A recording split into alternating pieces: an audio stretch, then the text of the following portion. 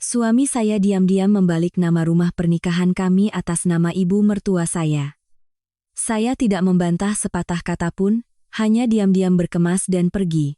Pada hari saya pindah, ibu mertua saya berkata dengan puas, "Seharusnya kamu sudah angkat kaki dari dulu." Namun, hanya 3 hari kemudian, beliau menerima panggilan dari pengadilan, dan wajahnya langsung pucat pasi. Ada hari-hari di mana satu tanda tangan saja cukup untuk menghapus 8 tahun masa muda seorang wanita. Saya pernah berpikir bahwa hal yang paling menyakitkan dalam pernikahan adalah pengkhianatan. Hingga pagi itu, ketika tangan saya sendiri memegang sertifikat hak milik tanah atas nama ibu mertua, saya baru mengerti, ternyata hal yang paling menakutkan bukanlah cinta yang telah usai, melainkan kenyataan bahwa seluruh keluarga suami telah lama diam-diam menganggap saya sebagai orang luar. Saya tidak menangis, juga tidak bertanya. Saya hanya tersenyum, menandatangani semua dokumen yang mereka inginkan. Karena pada saat itu juga, sebuah keputusan yang lebih dingin telah saya ambil. Dan 3 hari kemudian, ketika telepon dari Pengadilan Negeri Jakarta Selatan berdering, orang yang paling panik bukanlah saya. Nama saya Citra, 32 tahun. Seorang arsitek interior di sebuah perusahaan di Jakarta. 8 tahun lalu, saya bertemu Bimo saat kedua perusahaan kami bekerja sama dalam proyek sebuah resort tepi pantai. Dia pria yang lembut, pendiam, dan pekerja keras, selalu menunjukkan Citra sebagai pria yang bertanggung jawab pada keluarga. Saya jatuh cinta padanya dengan cepat, mengabaikan nasihat beberapa teman yang mengatakan bahwa dia terlalu bergantung pada ibunya. Di hari pernikahan, ibu saya diam-diam menarik saya ke sudut. "Ibu hanya khawatir nanti kamu harus tinggal dengan ibu mertua yang sulit." Saya tertawa, "Aku kan menikah dengan Bimo, bukan dengan ibunya." Saat itu, saya benar-benar percaya begitu. 3 tahun setelah menikah, kami berdua menabung mati-matian, ditambah dengan pinjaman dari bank, untuk membeli sebuah rumah 3 lantai di kawasan Jakarta Selatan. Harga rumah itu saat itu lebih dari 3 miliar rupiah. Keluarga suami memberikan 800 juta rupiah, sisanya adalah pinjaman bank, dan seluruh cicilan setiap bulan saya yang menanggungnya. Bimo berkata, "Aku sedang mengumpulkan modal untuk membuka perusahaan konstruksi sendiri, untuk sementara kamu berkorban sedikit ya." Dia selalu berkata begitu. Saya percaya. Percaya sampai tidak pernah menanyakan slip gaji asli suami.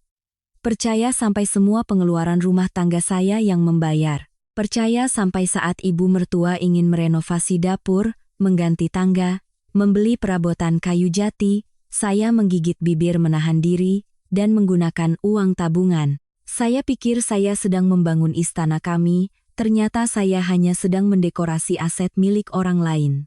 Pada hari peringatan 8 tahun kami bersama, Bimo menelepon dan memintaku datang ke kantor notaris, suaranya sangat tenang. "Bawa KTP kamu ya." Saya bahkan masih bersemangat mampir ke toko kue untuk memesan kue tart kecil. Saya pikir dia akan mengurus penambahan nama kami berdua di sertifikat.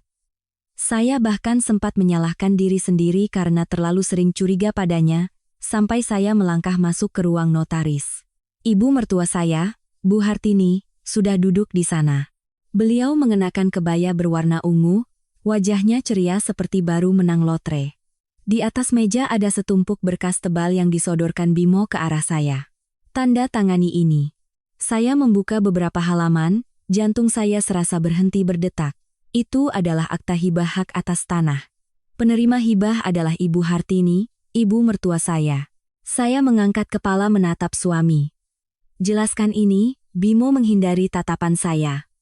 "Ibu kan sudah tua, biar nama beliau saja yang tercantum supaya lebih tenang. Lalu aku? Kamu kan tetap tinggal di sini." Saya tertawa getir. "Lalu uang cicilan selama 3 tahun ini? Kita kan suami istri, untuk apa perhitungan begitu?" Ibu mertua menimpali. "Anak perempuan kalau sudah menikah, ya milik suaminya adalah milik suaminya. Berapapun yang kamu keluarkan itu sudah kewajiban." Saya menatap wanita di depan saya. Selama 8 tahun, setiap pagi saya bangun jam 5 untuk memasak sarapan untuknya. Setiap kali punggungnya sakit, saya izin kerja untuk mengantarnya ke rumah sakit. Setiap lebaran, saya menghabiskan hampir seluruh THR saya untuk membeli hadiah bagi kerabat pihak suami. Tapi di matanya, Saya tetaplah orang luar. Bimo menyodorkan pulpen. Tanda tanganilah, sayang. Untuk pertama kalinya, saya melihat pria yang pernah berjanji akan melindungi saya seumur hidup itu terasa begitu asing. Saya tidak bertanya lagi. Saya mengambil pulpen dan menandatanganinya. Satu goresan. Goresan kedua. Ibu mertua langsung merebut berkas itu, membolak-baliknya. Beliau tersenyum lebar. Nah, begini baru menantu yang tahu diri. Bimo juga menghela napas lega. Dia menepuk bahu saya. Terima kasih ya. Saya menepis tangannya dengan lembut. Saat melangkah keluar dari kantor notaris, saya tidak pulang. Saya mengendarai mobil langsung ke kantor hukum teman kuliah saya, Aditya. Melihat saya, dia langsung bertanya, "Kamu sudah tanda tangan?" Saya mengangguk. Sesuai rencana. Aditya membuka laci, mengeluarkan sebuah map berwarna coklat. Bukti-bukti yang kukumpulkan sudah hampir lengkap. Saya mengambil map itu. Di dalamnya ada seluruh salinan rekening koran selama 3 tahun, setiap transfer pembayaran cicilan ke bank, setiap kwitansi renovasi, setiap kontrak desain interior, dan yang terpenting, ada bukti transfer rahasia Bimo yang mengirimkan hampir 1,2 miliar rupiah ke rekening ibunya dalam kurun waktu 2 tahun. Uang itu ditransfer dalam jumlah kecil-kecil, beberapa puluh juta setiap bulan. Sementara di rumah, dia selalu mengaku tidak punya pekerjaan tetap. Aditya menatapku, "Kamu masih mau menyelamatkan pernikahan ini?" Saya terdiam lama, lalu menggeleng. "Tidak." "Yakin?" "Aku hanya menyesal baru menyadarinya sekarang." Dia menghela napas pelan. "Kalau begitu, kita mulai." Saya membawa map itu pulang. Malamnya, keluarga suami mengadakan pesta kecil. Ibu mertua pamer pada adik perempuan Bimo, "Mulai sekarang rumah ini resmi jadi milik ibu." Adik ipar saya tertawa keras. Untung Mas Bimo nurut sama ibu. Jadi nanti tidak perlu takut Mbak Citra minta bagian harta. Saya berdiri di luar pintu. Ponsel di saku saya sudah mengaktifkan mode perekam suara sejak tadi. Setiap kata, setiap kalimat, semuanya tersimpan. Saya tidak langsung masuk. Saya diam-diam mendengarkan semuanya. Sampai ibu mertua mengucapkan kalimat yang membuat seluruh tubuh saya membeku. "Tunggu kalian cerai.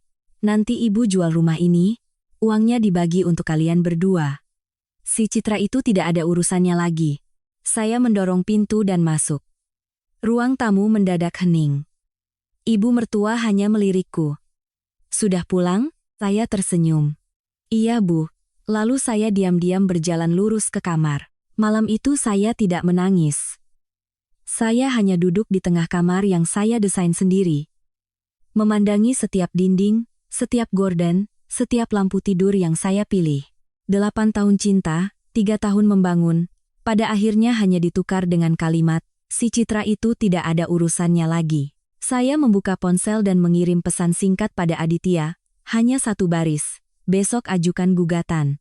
Di luar kamar, suara tawa ibu mertua masih terdengar riang. Beliau tidak tahu bahwa beliau baru saja memenangkan sebuah rumah, tetapi pada saat yang sama juga membuka pintu untuk masuk ke dalam sebuah kasus hukum yang akan membuat seluruh keluarganya membayar harga yang jauh lebih mahal. Malam itu saya tidak bisa tidur. Bukan karena masih merindukan rumah yang pernah saya anggap sebagai istana. Juga bukan karena menyesali pria yang telah menemani saya selama 8 tahun masa muda. Melainkan karena di kepala saya sedang merangkai kembali setiap kejadian selama 3 tahun terakhir. Setiap jumlah uang, setiap perkataan, setiap tatapan, setiap kali Bimo memberikan berbagai alasan untuk menolak memberi uang belanja. Setiap kali ibu mertua dengan licik membujuk saya mengeluarkan uang untuk merenovasi rumah, lalu tertawa sambil berkata, "Nanti kalau rumah kita makin bagus, kan kamu juga yang menikmati." Baru hari ini saya mengerti. Ternyata sejak awal mereka tidak pernah menganggap saya sebagai orang yang akan menemani mereka seumur hidup. Mereka hanya menganggap saya sebagai investor tanpa bayaran. Seseorang yang bisa diperas semaksimal, mungkin sampai tidak ada lagi nilainya. Sekitar jam 6 pagi keesokan harinya, saat saya baru menuruni tangga, saya sudah mendengar ibu mertua membentak tukang antar gas LPG di depan gerbang. "Taruh tabung gasnya di dapur, cepat." Beliau menoleh ke arah saya. "Hari ini kamu tidak kerja?" "Saya ambil cuti sehari, Bu." beliau menyeringai. Pas sekali. Siang ini kerabat dari pihak pamanmu mau datang makan siang. Kamu ke pasar sekarang, lalu masak. Jika ini adalah hari-hari sebelumnya, mungkin saya akan langsung mengambil tas belanja dan pergi. Tapi hari ini, saya hanya dengan tenang menarik kursi, duduk, menuang segelas air putih untuk diri sendiri, lalu menjawab, hari ini saya sibuk. Bu Hartini mengira salah dengar. Sibuk apa? Ada urusan pribadi. Wajahnya langsung berubah masam. Di rumah ini memangnya ada urusan apa yang lebih penting daripada menyambut tamu? Saya meletakkan gelas. Saya juga jenghau mau, bilang ke ibu. Mulai hari ini, saya tidak akan mengurus pekerjaan rumah lagi. Bimo baru turun dari lantai atas, tepat saat mendengar kalimat itu. Dia mengerutkan kening. Citra, kamu ini kenapa lagi? Saya menatap suami. Tidak kenapa-napa. Aku hanya ingin istirahat. Bimo menarik kursi dan duduk di hadapan saya.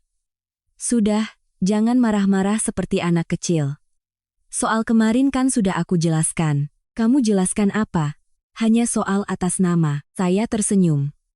Benar, hanya soal atas nama. Dia pikir saya sudah tenang, jadi dia menghela napas lega. Baguslah kalau begitu. Tapi setelah itu, saya berdiri, mengeluarkan setumpuk kwitansi tebal dari tas dan meletakkannya di meja. Selama 3 tahun, total uang yang aku bayarkan untuk cicilan bank adalah 1,1 miliar rupiah. Bimo tertegun. Saya meletakkan tumpukan lain. Biaya renovasi seluruh rumah ini 486 juta rupiah. Lalu satu tumpukan lagi. Perabotan, peralatan listrik, AC, kitchen set, gorden, sistem pencahayaan, hampir 300 juta. Dapur mendadak sunyi senyap. Ibu mertua melihat tumpukan kertas itu, lalu tertawa sinis. Untuk apa ditunjukkan ke ibu? Mau menagih uang? Saya hanya menghitung ulang. Menghitung untuk apa? Mau minta uang kembali? Menantu kok perhitungan sekali dengan keluarga suami. Benar-benar tidak bisa diatur. Saya menatapnya lama. Menantu tidak boleh perhitungan, tapi ibu mertua boleh menghitung setiap sen dengan menantunya. Begitu Bu, suasana langsung membeku. Ini pertama kalinya dalam 8 tahun saya berbicara dengan nada seperti itu padanya. Bimo menggebrak meja pelan. Citra, saya menoleh padanya. Tenang, aku tidak mau bertengkar. Saya mengumpulkan semua kwitansi dan memasukkannya kembali ke dalam tas. Hanya saja, mulai hari ini, siapa yang pakai uang, dia yang harus ingat. Saya menyandang tas dan berjalan keluar pintu. Di belakang, suara ibu mertua meninggi. Dia menakuti siapa? Kalau tidak mau kerja, pergi saja sana. Saya tidak menoleh, karena saya tahu semakin lama mereka akan semakin menunjukkan sifat aslinya. Dan semua itu akan sangat berharga pada waktu yang tepat. Tiba di kantor hukum, Aditya sudah menunggu. Dia memberikan sebuah USB. Tadi malam aku begadang sampai jam 2 pagi. Saya menerimanya. Apa isinya? Rekaman CCTV. Saya sedikit terkejut. CCTV? Dia mengangguk. Gedung apartemenmu punya CCTV di lobi dan area parkir. Aku minta tolong orang untuk mengambil rekaman selama 6 bulan terakhir. Saya mencolokkannya ke laptop. Layar menampilkan beberapa klip video. Ada hari-hari di mana Bimo bilang lembur sampai jam 10 malam, tapi CCTV merekam dengan jelas dia mengantar ibunya ke pusat perbelanjaan. Ada hari-hari dia bilang perusahaannya sedang sulit, tapi setelah itu mereka bertiga pergi membeli perabotan mewah. Terutama ada satu klip yang membuat saya terpaku. Bimo dan ibunya keluar dari bank. Di tangannya ada map berwarna biru, persis seperti map di kantor notaris kemarin. Waktu yang tercatat di CCTV adalah 4 bulan yang lalu. Saya menatap Aditya. Jadi mereka sudah merencanakan ini sejak lama? Dia mengangguk. Setidaknya 4 bulan. Saya tertawa. Tawa yang begitu getir, sampai saya sendiri merasakannya. Ternyata selama 4 bulan itu, saya masih bekerja keras sampai larut malam menyelesaikan desain untuk mendapatkan uang tambahan membayar cicilan bank. Sementara mereka, diam-diam mempersiapkan cara untuk menyingkirkan saya dari rumah itu. Aditya membuka satu map lagi. Masih ada ini. Dia memberikan salinan izin usaha, Nama direkturnya adalah Bimo. Tanggal pendiriannya hampir 2 tahun yang lalu. Saya terperangah. Bukankah dia bilang modalnya belum cukup untuk membuka perusahaan? Aditya tersenyum sinis. Bukan hanya sudah buka, tapi omzetnya juga cukup bagus. Saya membuka lembar demi lembar laporan keuangan. Jantung berdebar kencang. Selama 2 tahun, perusahaan Bimo terus-menerus mendapatkan banyak kontrak konstruksi kecil dengan total omzet puluhan miliar rupiah. Keuntungan setiap tahunnya lebih dari 2 miliar. Tapi di rumah, dia selalu mengeluh miskin, selalu bilang uangnya belum cair, dan selalu membiarkan saya sendirian membayar pinjaman bank. Saya duduk terdiam lama, tidak ada lagi rasa sakit, hanya kekecewaan yang dingin membeku. Aditya berkata pelan, "Citra, ini belum semuanya." Saya mengangkat kepala. "Masih ada apa lagi?" Dia perlahan mendorong sebuah amplop tertutup ke hadapan saya. "Aku baru dapat ini dari seorang kenalan yang bekerja di Badan Pertanahan Nasional. Sebaiknya kamu buka sendiri." Saya merobek amplop itu. Di dalamnya ada fotokopian surat perjanjian pengikatan jual beli tanah di sebuah kawasan perumahan elit di tepi sungai. Nama yang tercantum sebagai pembeli bukan Bimo, bukan juga ibu mertua, melainkan adik perempuan Bimo. Hal yang membuat punggung saya merinding adalah jumlah uang muka yang dibayarkan, persis sama dengan jumlah uang yang diam-diam ditransfer Bimo ke ibunya selama 2 tahun terakhir. Semua kepingan puzzle akhirnya menyatu. Mereka tidak hanya ingin merebut rumah, mereka juga diam-diam menggunakan uang bersama suami istri untuk membeli aset bagi adik Bimo, lalu bersiap-siap untuk bercerai agar bisa menyingkirkan saya tanpa sepeser pun. Saya perlahan melipat kembali berkas itu, tatapan saya tenang luar biasa. Kali ini, saya tidak hanya ingin menuntut keadilan untuk diri saya sendiri. Saya ingin setiap orang di keluarga itu menghadapi konsekuensi dari perhitungan licik yang telah mereka rancang dengan susah payah selama bertahun-tahun. Saya memegang amplop itu sangat lama, begitu lama hingga Aditya harus meletakkan cangkir kopinya dan menatap saya dengan pandangan khawatir sekaligus hati-hati. Karena dia lebih tahu dari siapapun bahwa yang membuat seorang wanita hancur bukanlah kehilangan uang atau harta, melainkan penemuan bahwa semua pengorbanan yang pernah dibanggakannya hanyalah alat untuk dimanfaatkan orang lain. Dan pria yang paling dipercayainya justru adalah orang yang diam-diam merencanakan setiap langkah untuk membuatnya jatuh miskin sambil tetap dicap sebagai orang yang tidak tahu berterima kasih. "Kurasa sebaiknya kamu pindah hari ini juga," kata Aditya. "Semakin lama di sana, mereka semakin punya kesempatan untuk merugikanmu." Saya mengangguk. Aku juga berpikir begitu. Sebelum saya pergi, dia mengeluarkan sebuah alat perekam suara kecil dari laci. "Bawa ini." Saya sedikit heran. "Untuk apa?" "Mereka tidak akan membiarkanmu pergi dengan tenang. Semakin mereka pikir kamu sudah kalah, semakin mereka akan menunjukkan sifat aslinya. Cukup beberapa kalimat yang merugikan, nanti semuanya bisa jadi bukti." Saya memasukkan alat perekam itu ke saku baju, tiba-tiba muncul perasaan yang sangat aneh. 8 tahun lalu, saya memasuki pernikahan ini dengan keyakinan bahwa cinta yang tulus akan dibalas dengan ketulusan. Sekarang, untuk keluar darinya, saya harus membawa alat perekam dan puluhan map bukti seolah-olah akan maju ke medan perang. Sore itu, saya pulang lebih awal dari biasanya. Rumah masih sepi. Ibu mertua sedang menonton TV di ruang tamu. Begitu melihat saya, beliau melirik koper yang saya tarik, lalu menyeringai. "Mau kabur ke rumah ibumu?" Saya menjawab dengan tenang, "Saya sedang berkemas." Beliau tertawa sinis, "Tahu diri juga kamu." Saya tidak menjawab dan langsung naik ke kamar tidur. Begitu pintu tertutup, saya membuka lemari pakaian. Setiap helai baju saya lipat rapi ke dalam koper. Perhiasan yang dibelikan ibu saya saat menikah, buku-buku sketsa desain, beberapa foto orang tua saya, semuanya saya simpan dengan hati-hati. Sedangkan perabotan, tempat tidur, meja rias, lemari, bahkan lampu tidur yang saya pilih sendiri, semuanya saya biarkan di tempatnya. Bukan karena saya murah hati, tapi karena saya tidak ingin membawa apapun yang berhubungan dengan keluarga itu.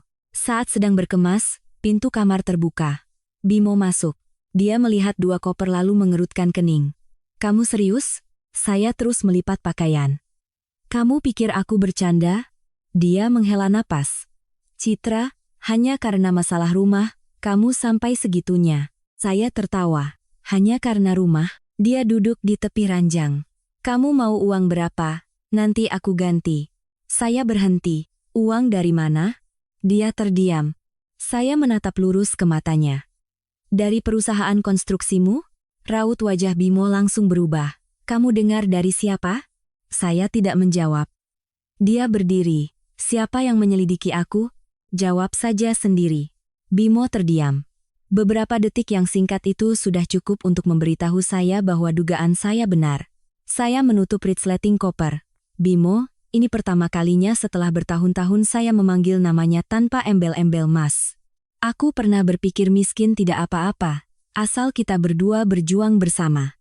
Tapi aku tidak pernah berpikir orang yang tidur seranjang denganku menyembunyikan seluruh hidupnya dariku. Dia mendekat dan memegang pergelangan tangan saya. Aku punya alasan. Saya melepaskan tangannya dengan lembut. Alasanmu adalah harus menipu istri? Tepat saat itu, ibu mertua naik dari bawah. Melihat kami berdua berhadapan, beliau langsung menengahi. Apalagi yang mau dibicarakan, lalu menoleh ke saya. Barang-barangmu, periksa yang teliti. Saya mengangkat kepala. Maksud ibu, rumah ini sekarang milik ibu. Beliau menunjuk ke sekeliling kamar. Dari AC sampai TV, semuanya milik rumah ini. Kamu mau ambil apapun harus izin. Saya menatapnya, AC ini saya yang beli. Tapi sudah terpasang di rumah ibu. Gorden ini saya yang pesan. Sudah digantung di rumah ibu. Lemari itu, rumah ibu. Kulkas, rumah ibu. Setiap jawaban beliau singkat dan dingin. Bimo berdiri di samping tanpa berkata apa-apa. Saat itu saya baru mengerti. Keheningan seorang suami lebih menyakitkan daripada semua hinaan ibu mertua. Saya menutup koper. Baik. Saya hanya membawa 2 koper pakaian. Sebelum melangkah keluar, saya menoleh melihat kamar untuk terakhir kalinya. Semuanya masih utuh, hanya hati orang-orangnya yang telah berubah. Turun ke ruang tamu, adik Bimo juga baru datang. Di tangannya ada ponsel. Begitu melihat saya menarik koper, dia tertawa mengejek. Akhirnya mau pergi juga? Saya tidak menjawab. Dia melanjutkan, kukira Mbak bandel. Ibu mertua ikut tertawa. Kalau tahu diri kan tidak perlu malu. Saya tetap berjalan dengan tenang. Tepat saat melewati meja tamu, alat perekam di saku saya masih bekerja dalam diam. Mungkin karena berpikir saya sudah kalah telak, mereka bertiga tidak lagi menjaga sikap. Adik Bimo tertawa keras. Untung Mas Bimo nurut sama ibu, kalau tidak nanti cerai harus bagi 2 rumah ini. Ibu mertua langsung menimpali, bagi apa? Uang kita semua kok. Uang cicilan dari dia, yaitu resikonya, siapa suruh bodoh. 3 kata terakhir terdengar sangat jelas. Saya terus berjalan, sampai di pintu, ibu mertua bersedekap menyandar di kusen pintu lalu berkata dengan nada penuh kemenangan, kalau sudah pergi, jangan kembali lagi. Saya berhenti, menoleh menatapnya. Tatapan saya begitu tenang sampai beliau sendiri sedikit terkejut, saya tersenyum sangat tipis. Saya tidak akan kembali, bagus. Tapi, saya menatap mereka satu persatu. Saya yakin, suatu hari nanti, kalian sendiri yang akan duduk mengkari saya. Mereka bertiga tertawa. Bimo menggeleng. Citra, jangan pura-pura kuat lagi. Saya tidak berkata apa-apa lagi. Pintu tertutup di belakang saya. Saya masuk ke lift. Tepat saat pintu lift akan tertutup, ponsel Aditya mengirim pesan singkat. Gugatan sudah diterima pengadilan. Berkas sedang ditinjau. Selain itu, aku baru dapat informasi sangat penting. Uang yang ditransfer Bimo ke ibunya bukan untuk beli tanah seperti dugaan awal kita, tapi sudah dijadikan jaminan untuk pinjaman bank senilai hampir 5 miliar rupiah. Saya menatap layar. Jika itu benar, kasus ini bukan lagi sekadar sengketa harta gono gini dalam pernikahan. Karena begitu pinjaman itu terkait dengan rumah yang baru dibalik nama, seluruh rencana yang dirancang susah payah oleh keluarga Bimo, bisa runtuh dengan cara yang tidak pernah mereka bayangkan. Saya baru saja melangkah keluar dari gedung apartemen ketika hujan pertama musim ini tiba-tiba turun. Butiran hujan yang deras menghantam aspal, menciptakan genangan air di mana-mana. Saya berdiri di bawah atap, memandangi rumah di belakang saya untuk terakhir kalinya, lalu perlahan menarik 2 koper ke dalam taksi. Di dalam hati, tidak ada lagi rasa hampa seperti yang saya bayangkan. Sebaliknya, ada ketenangan yang aneh. Seperti seseorang yang baru saja melewati pintu terakhir masa lalu dan tahu betul bahwa mulai saat ini, hidupnya akan berbelok ke jalan yang sama sekali berbeda. Taksi berhenti di depan apartemen kecil milik Aditya di kawasan Tangerang Selatan. Itu adalah apartemen yang dia beli bertahun-tahun lalu, tapi jarang ditempati. Sebelum saya pindah, dia sudah meminta seseorang untuk membersihkannya. Di dalam kulkas bahkan sudah disiapkan beberapa bahan makanan dan selembar kertas dengan tulisan tangan. Anggap saja ini rumahmu sampai semuanya selesai. Saya tersenyum, melipat kertas itu dan menyimpannya di laci. Sudah sangat lama saya tidak merasakan perhatian tanpa syarat apapun. Malam itu, saat saya baru membuka laptop untuk mengerjakan desain, Aditya menelepon. Buka emailmu. Saya langsung login. Di kotak masuk ada dokumen baru. Aku baru saja minta orang memeriksa berkas hipotek. Saya membuka lembar demi lembar. Di layar, tampak jelas surat perjanjian hipotek hak atas tanah. Pemilik agunan, Ibu Hartini. Tanggal penandatanganan, hanya 5 hari setelah rumah itu dibalik nama. Pinjaman sebesar 4,8 miliar rupiah. Saya tertegun. Secepat itu? Aditya menjawab, mereka membalik nama rumah bukan, untuk menyimpan aset seperti dugaan awal kita. Lalu tujuannya apa? Menjadikan rumah itu sebagai jaminan, untuk meminjam modal. Saya membaca lebih lanjut. Pihak peminjam bukanlah perorangan, melainkan PT Konstruksi Jaya Mandiri. Itu adalah perusahaan Bimo. Semuanya langsung menjadi jelas. Bimo sama sekali tidak kekurangan uang. Dia membutuhkan sebuah rumah atas nama orang lain untuk diagunkan ke bank. Menghindari kemungkinan saya menuntut pembagian aset atau pemblokiran saat bercerai nanti. Jika rencana itu berhasil, mereka akan mendapatkan rumah sekaligus pinjaman hampir 5 miliar rupiah, sementara saya akan menjadi orang yang tidak punya apa-apa. Saya mengepalkan tangan, ambisi mereka jauh lebih besar dari yang saya duga. Tepat saat itu, ponsel saya bergetar. Nomor tidak dikenal. Saya mengangkatnya. Di seberang sana, suara seorang wanita paruh baya. Apa ini dengan Mbak Citra? Iya, betul. Ini siapa ya? Saya Ibu Lastri, ibunya Dewi. Ibunya Dewi. Saya langsung teringat. Dewi adalah kepala akuntan di perusahaan Bimo. Beberapa kali bertemu, dia pernah mengobrol dengan saya. Ada apa ya, Bu? Di seberang sana hening sejenak. Dewi sudah meninggal. Saya terpaku. Meninggal? Kapan, Bu? 3 bulan yang lalu. Saya terperangah. Saya sama sekali tidak tahu. Bimo hanya bilang Mbak Dewi berhenti kerja untuk pindah keluar kota. Suara wanita itu tercekat. Sebelum meninggal, dia meninggalkan sebuah USB untuk saya. Dia berpesan, kalau nanti bertemu Mbak Citra, harus diserahkan langsung. Saya langsung berdiri. Sekarang Ibu di mana? Besok saya ke Jakarta.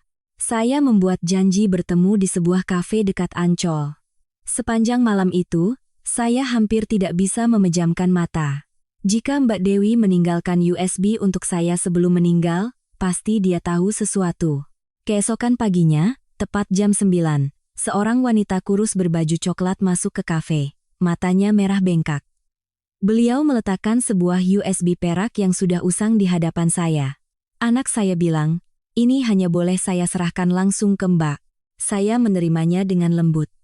Ibu tahu apa isinya? Beliau menggeleng. Dia tidak mengizinkan saya membukanya. Saya menunduk berterima kasih. Wanita itu menggenggam tangan saya. Dia hanya berpesan satu hal. Apa itu, Bu? Kalau suatu hari nanti Citra tahu kebenarannya, jangan pernah memaafkan orang-orang yang telah mencelakainya. Seluruh tubuh saya merinding. Saya dan Aditya langsung kembali ke kantor. USB itu dicolokkan ke laptop, di dalamnya hanya ada satu folder, namanya cadangan. Saya membukanya. Ada ratusan file Excel, puluhan kontrak, banyak rekaman suara, dan satu file Word dengan judul singkat, untuk Citra. Saya membuka dokumen itu. Baris-baris pertama membuat hati saya sesak. Citra, jika kamu membaca ini, mungkin aku sudah tidak ada lagi. Aku minta maaf karena selama 2 tahun ini tidak punya cukup keberanian untuk memberitahumu kebenarannya. Aku pernah berpikir bisa diam untuk melindungi keluargaku, tapi semakin hari aku melihatmu semakin mirip denganku 10 tahun yang lalu. Sama-sama percaya, sama-sama berkorban, sama-sama dimanfaatkan. Saya menarik napas dalam-dalam lalu lanjut membaca. Bimo tidak hanya mentransfer uang ke ibunya. Adik Bimo juga bukan penerima manfaat terakhir. Di perusahaan ada banyak pengeluaran fiktif. Mereka membuat kontrak palsu untuk menarik uang, lalu mentransfernya berputar-putar melalui rekening kerabat. Sebagai akuntan, aku terpaksa menandatanganinya. Ketika aku menolak, Bimo mengancam akan memecatku dan melimpahkan semua tanggung jawab kepadaku. Saya menoleh ke Aditya, wajahnya juga pucat. Saya membaca lagi. 3 bulan lalu, aku memutuskan untuk mengundurkan diri. Tapi tepat saat itu, kantor pajak mengumumkan akan melakukan pemeriksaan. Aku sangat takut. Aku tahu cepat atau lambat semuanya akan terbongkar. Semua bukti sudah kusimpan di USB ini. Jika suatu hari kamu butuh, serahkan pada pengacara. Aku hanya berharap ada orang yang cukup berani untuk mengungkap kebenaran. Membaca sampai akhir surat, mata saya terasa panas. Wanita itu membawa rahasia ini ke liang lahat. Mungkin dia tidak meninggal karena sakit seperti yang Bimo katakan, tapi meninggal dalam ketakutan dan penyesalan. Aditya langsung membuka file-file lainnya. Setiap file yang dibuka membuat kami semakin terkejut. Ada pembayaran ratusan juta rupiah ke perusahaan-perusahaan fiktif. Ada faktur bahan bangunan yang dipalsukan. Ada slip transfer dengan tanda tangan Bimo. Terutama, ada satu file rekaman suara. Suara Bimo terdengar sangat jelas. Transfer ke rekening ibu saya dulu, nanti beliau yang akan ambil tunai. Dengan begitu tidak akan ada yang bisa melacak. Seluruh ruangan hening. Aditya melepas kacamatanya. Citra. Saya menatapnya. Sepertinya kasus ini tidak akan berhenti pada sengketa harta gono gini lagi. Saya mengangguk pelan. Tepat saat itu, telepon Aditya berdering. Dia mengangkatnya, belum 1 menit, raut wajahnya langsung berubah. Kamu tenang, ada apa? Dia meletakkan telepon perlahan. Bank baru saja mengirim pemberitahuan. Ke siapa? Ke perusahaan Bimo. Mereka meminta penambahan agunan dalam waktu 15 hari karena mendeteksi adanya sengketa hukum pada rumah yang dijaminkan. Saya memejamkan mata. Akhirnya, bidak catur pertama mulai tumbang. Tapi saya tidak menyangka. Hanya beberapa jam kemudian, Bimo akan muncul di depan pintu apartemen saya dengan wajah yang sama sekali berbeda. Bukan lagi suami dingin yang memaksa istrinya menandatangani surat balik nama rumah, melainkan seorang pria panik yang seolah sedang berusaha meraih pelampung terakhir sebelum tenggelam ke dasar jurang. Bel pintu berbunyi tepat saat saya baru saja menutup laptop. Apartemen yang tadinya tenang mendadak terasa berat. Aditya melirik layar kamera di depan pintu, lalu sedikit mengernyitkan dahi. Di luar koridor, Bimo berdiri sendirian. Kemejanya kusut, dasinya miring, rambut yang biasanya rapi kini acak-acakan, wajahnya kuyu. Seolah dalam beberapa hari ia menua 10 tahun, sangat berbeda dengan penampilannya yang dingin dan percaya diri saat menyodorkan berkas balik nama rumah tempo hari. Aditya menatapku. Keputusan ada di tanganmu. Aku menarik napas dalam-dalam. Buka pintunya. Pintu baru terbuka sedikit, Bimo langsung masuk. Tapi matanya terhenti saat melihat Aditya duduk di meja kerja. Dalam beberapa detik itu, aku melihat dengan jelas rasa gugup di wajah pria yang selama ini merasa mengendalikan segalanya. Pengacara Aditya juga di sini? Aditya menjawab dengan tenang, saya adalah kuasa hukum Citra. Kalau ada masalah, silakan bicara. Bimo tersenyum canggung. Hari ini saya datang sebagai suaminya. Aku memotong. Kita akan segera bercerai. Kalimatku membuatnya tertegun. Bibirnya bergerak-gerak, tapi tak tahu harus menjawab apa. Akhirnya, ia hanya menarik kursi dan duduk di hadapanku. Kedua tangannya saling menggenggam erat seolah menahan diri. Citra, aku tahu kamu sangat marah. Aku diam, tapi aku mohon, tarik gugatanmu.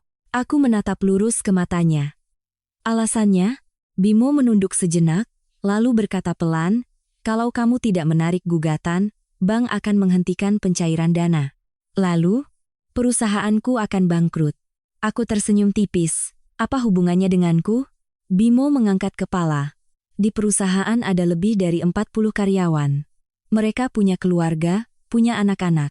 Itu tanggung jawabmu. Ia mulai kehilangan ketenangan. Kamu tidak bisa sekejam itu. Aku bertanya dengan tenang. Saat kamu menipuku untuk menandatangani surat balik nama rumah, apa kamu memikirkan aku? 8 tahun aku hidup untuk keluarga ini, sendirian membayar cicilan rumah, sendirian mengurus pengeluaran, sendirian merawat ibumu setiap kali beliau sakit. Saat itu, apa kamu pernah berpikir, kalau aku kehilangan segalanya, aku akan hidup bagaimana? Ruangan itu hening. Bimo memegang kepalanya dengan kedua tangan. Aku salah. Untuk pertama kalinya ia berkata begitu. Aku benar-benar sadar aku salah. Sejak kapan? Sejak di telepon bank, aku tertawa terbahak-bahak. Tawa itu membuat Bimo memerah. Jadi, kamu tidak menyesal karena mengkhianatiku. Kamu hanya menyesal karena rencanamu gagal. Ia buru-buru menggeleng. Bukan begitu. Aku mengambil ponsel, memutar rekaman suara dari USB milik almarhumah Dewi. Suara Bimo terdengar jelas. Transfer ke rekening ibu saya dulu, nanti beliau yang akan ambil tunai. Dengan begitu tidak akan ada yang bisa melacak. Rekaman itu berhenti. Wajah Bimo pucat pasi. Kamu dapat dari mana? Aku mematikan ponsel. Itu tidak penting. Ia berdiri. Siapa yang memberikannya padamu? Apa yang kamu takutkan? Bimo menelan ludah. Semua itu hanya salah paham. Aditya yang sejak tadi diam, akhirnya angkat bicara. Kalau hanya salah paham, biarkan aparat penegak hukum yang menjelaskannya. Bimo menoleh ke Aditya. Anda mau menghancurkan saya? Aditya menjawab dengan tenang. Bukan. Anda sendiri yang menghancurkan diri Anda. Bimo tiba-tiba berbalik ke arahku, matanya penuh permohonan. Citra, aku mohon padamu. Ini pertama kalinya setelah 8 tahun aku mendengar ia mengucapkan kata mohon, ia berlutut. Aku terdiam sejenak, pria yang selalu menjaga harga dirinya itu kini berlutut di tengah ruangan. Aku mohon, beri aku satu kesempatan. Aku menatapnya lama, lalu bertanya pelan, Bimo. Jika hari itu aku tidak menemukan soal perusahaan, tidak punya pengacara, tidak punya bukti di tangan, apa kamu akan memberiku kesempatan? Bimo tidak menjawab. Aku tahu ia tidak bisa menjawab, karena jawabannya hanya satu. Tidak. Aku berdiri. Pulanglah. Citra, kita tidak punya apa-apa lagi untuk dibicarakan. Bimo perlahan berdiri. Beberapa langkah, ia berbalik. Aku hanya mau bertanya satu hal terakhir. Katakan, apa kamu masih mencintaiku? Aku menatap pria di hadapanku. Kenangan 8 tahun berkelebat seperti film. Dari hari pertama bertemu di lokasi proyek, malam-malam makan mie instan saat kami belum punya uang, hari ia melamarku di bawah hujan, hari pernikahan, lalu hari-hari saat aku begadang menyelesaikan gambar demi uang cicilan, saat aku mengantar ibunya ke rumah sakit tengah malam. Semuanya pernah nyata. Cintaku tidak pernah palsu. Tapi, pria yang sama ini jugalah yang perlahan menghancurkannya dengan kebohongan dan keegoisan. Aku tersenyum sangat tipis. Aku pernah mencintaimu. Bimo sedikit gemetar. Pernah? Sejak saat kamu menyodorkan pulpen dan memaksaku menandatangani surat balik nama rumah itu, pria yang kucintai sudah mati. Bimo menunduk dalam-dalam. Ia diam-diam membuka pintu dan keluar. Pintu baru saja tertutup, telepon Aditya langsung berdering. Ia menjawabnya sekitar 1 menit, sorot matanya tiba-tiba menjadi sangat serius. Saya mengerti. Ia menutup telepon. Aku bertanya, ada apa? Orang dari kantor pajak baru saja menghubungi. Karena USB itu, ia mengangguk. Mereka sudah menerima laporan anonim 3 minggu lalu, tapi belum cukup bukti untuk pemeriksaan menyeluruh. Sekarang sudah cukup. Bukan hanya cukup, Aditya menatap lurus ke arahku. Mereka baru saja memutuskan untuk bekerja sama dengan pihak kepolisian untuk melakukan audit investigasi mendadak di PT Jaya Mandiri minggu ini juga. Aku belum sempat bereaksi. Ponselku juga bergetar terus-menerus.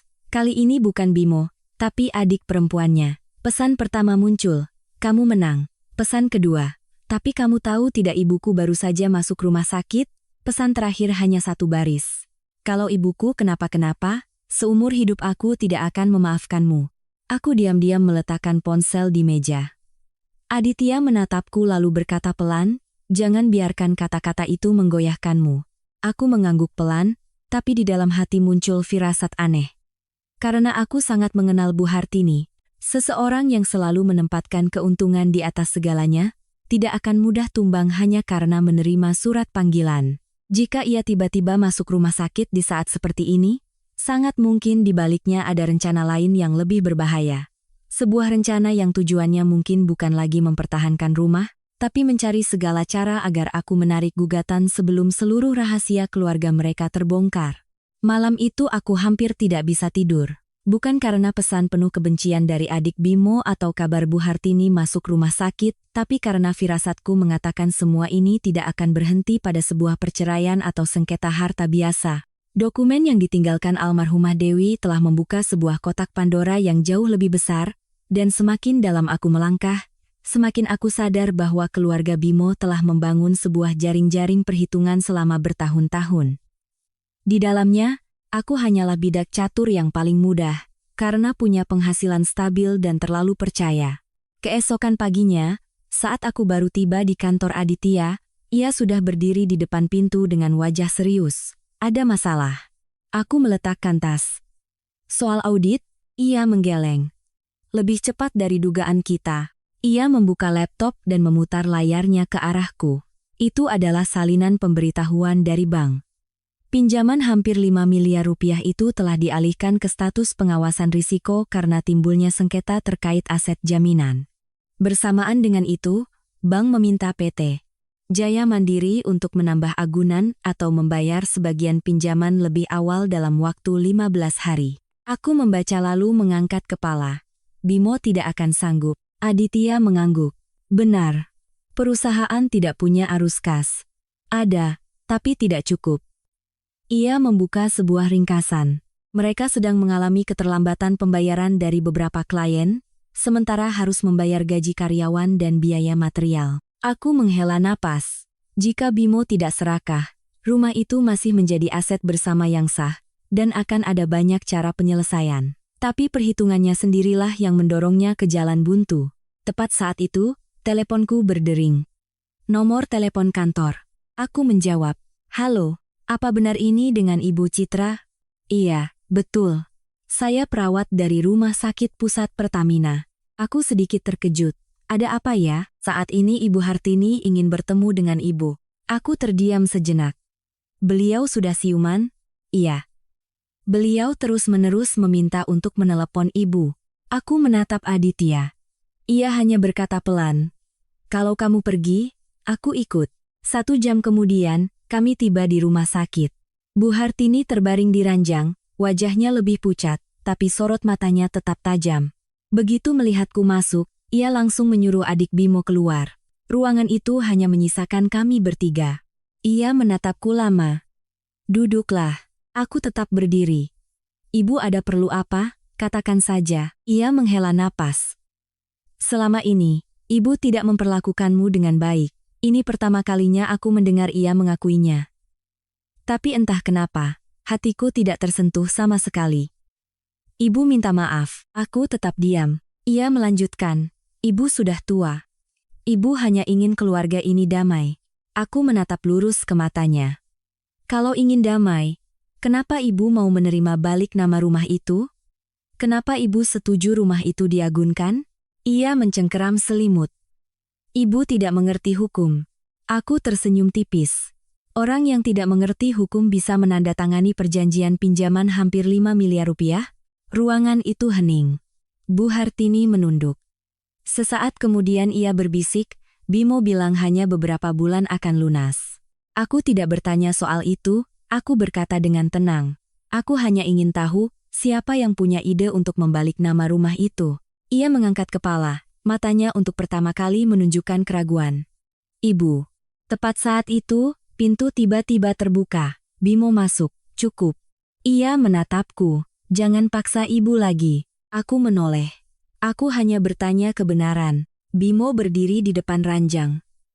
Ibu sedang lemah. Lalu saat kalian memaksa saya tanda tangan, apa ada yang berpikir bagaimana perasaan saya? Bimo menggigit bibirnya. Aku hendak berbalik pergi, ketika dari belakang tiba-tiba terdengar suara Bu Hartini. Itu ide ibu. Aku berhenti. Ia memejamkan mata. Ibu yang menyuruh Bimo melakukannya. Bimo langsung berbalik. Bu, ibu menggeleng. Jangan bicara lagi. Lalu ia menatapku. Awalnya ibu hanya ingin rumah itu tetap jadi milik keluarga kita. Setelah itu, perusahaan Bimo kekurangan modal. Ibu setuju rumah itu diagunkan. Bimo berteriak. Bu, jangan bilang lagi. Ibu menangis. Semua ini salah ibu. Suasana di ruangan menjadi sangat sesak. Kupikir setelah mendengar pengakuannya aku akan merasa puas. Tapi tidak. Aku hanya merasa lelah. 8 tahun ditukar dengan sebuah pengakuan yang terlambat. Saat aku dan Aditya meninggalkan rumah sakit, ia berkata pelan, beliau baru saja membantu kita. Aku mengerti maksudnya. Jika kesaksian ini direkam secara sah, akan sangat penting dalam persidangan. Tapi saat kami baru sampai di tempat parkir, seorang petugas keamanan berlari mendekat. Permisi, apa benar ini Mbak Citra? Iya. Tadi ada yang menitipkan ini untuk Mbak. Ia memberiku sebuah amplop kuning tanpa nama pengirim. Aku membukanya. Di dalamnya hanya ada beberapa lembar foto. Foto pertama adalah aku dan Aditya masuk ke apartemen malam sebelumnya. Foto kedua, kami berdua duduk di kafe bertemu dengan ibu almarhumah Dewi. Foto terakhir, aku masuk ke kantor hukum. Di belakang foto ada tulisan tangan, kalau mau menang, coba saja. Jantungku terasa dingin. Jelas ada yang mengikutiku selama berhari-hari. Aditya langsung mengambil foto-foto itu. Jangan sentuh lagi. Ia membungkusnya dengan hati-hati. Mungkin masih ada sidik jari. Aku melihat sekeliling. Orang yang memberikan amplop sudah menghilang. Saat itu juga, telepon Aditya berdering lagi. Ia menjawab, wajahnya semakin tegang. Saya akan segera ke sana. Ia menutup telepon lalu menatapku. Tim audit sudah tiba di PT Jaya Mandiri. Sudah ada hasilnya? Mereka menemukan sistem komputer akuntansi baru saja dihapus bersih datanya kurang dari 1 jam yang lalu. Aku terperangah. Siapa yang melakukannya? Belum tahu. Ia menatap lurus ke arahku. Tapi jika data di USB milik almarhumah Dewi adalah satu-satunya salinan yang ada, maka mulai sekarang, itu bukan hanya bukti perceraian lagi, tapi bisa menjadi kunci yang menentukan seluruh kasus ini. Dan karena itu, sangat mungkin akan ada orang yang berusaha merebut atau menghancurkannya sebelum pihak berwenang sempat menyentuhnya. Aku menggenggam erat amplop kuning di tanganku. Setiap lembar foto di dalamnya terasa seperti peringatan dingin, bukan sekadar ancaman biasa. Karena pengirimnya tidak meminta aku melakukan apapun, juga tidak menuliskan nama siapapun. Mereka hanya ingin aku tahu bahwa setiap gerak-gerikku berada dalam pengawasan seseorang. Dan yang paling menakutkan bukanlah diikuti, melainkan aku sama sekali tidak tahu sejak kapan orang itu mulai mengamatiku. Aditya menyimpan semua foto ke dalam tasnya lalu menatapku. Mulai sekarang, kamu jangan pernah pergi sendirian. Aku mengangguk pelan. Kamu pikir ini orangnya Bimo? Ia menggeleng. Belum tentu. Kenapa? Kalau hanya sengketa harta, mereka tidak perlu sampai sejauh ini. Ia berhenti sejenak, lalu melanjutkan, tapi jika USB dari almarhumah Dewi melibatkan banyak orang lain, ceritanya akan berbeda.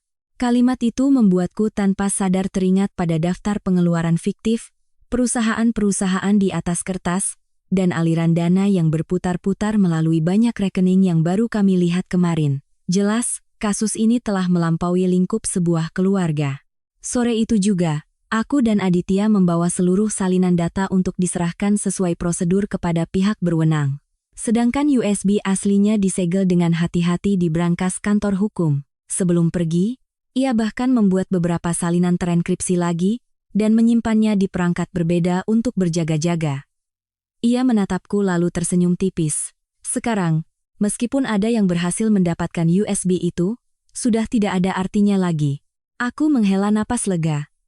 Untuk pertama kalinya setelah berhari-hari, aku merasa selangkah lebih maju dari mereka. Tapi perasaan itu hanya bertahan kurang dari 2 jam. Sekitar jam 8 malam, saat aku sedang bersiap istirahat, telepon berdering. Itu adalah Bu Tuti, tetangga lama yang tinggal di seberang rumahku dan Bimo. Citra, kamu di mana? Saya di luar, Bu. Ada apa? Jangan pulang ke rumah. Aku terkejut. Ada apa, Bu? Tadi sore ada beberapa orang datang. Mereka mengaku petugas pindahan barang. Aku mengerutkan dahi. Pindahan apa? Mereka masuk ke rumahmu hampir 2 jam. Jantungku berdebar kencang. Rumah saya? Iya. Tapi kan kamu sudah pindah. Bu Tuti merendahkan suaranya. Ibu lihat mereka mengangkut banyak sekali kardus dari lantai atas ke mobil box, lalu membawa beberapa kardus lain masuk. Aku langsung menatap Aditya. Ia mengerti. Jangan tutup teleponnya. Ia mengaktifkan pengeras suara. Aku bertanya lagi. Ibu lihat plat nomor mobilnya. Ada. Ibu foto. Beberapa saat kemudian, Bu Tuti mengirim 3 foto. Di dalamnya ada mobil box putih yang parkir di depan gerbang, plat nomornya terlihat jelas. Aditya langsung menelepon seorang kenalan. Hanya sekitar 10 menit, ia mendapat jawaban. Mobil itu tidak terdaftar di perusahaan ekspedisi manapun.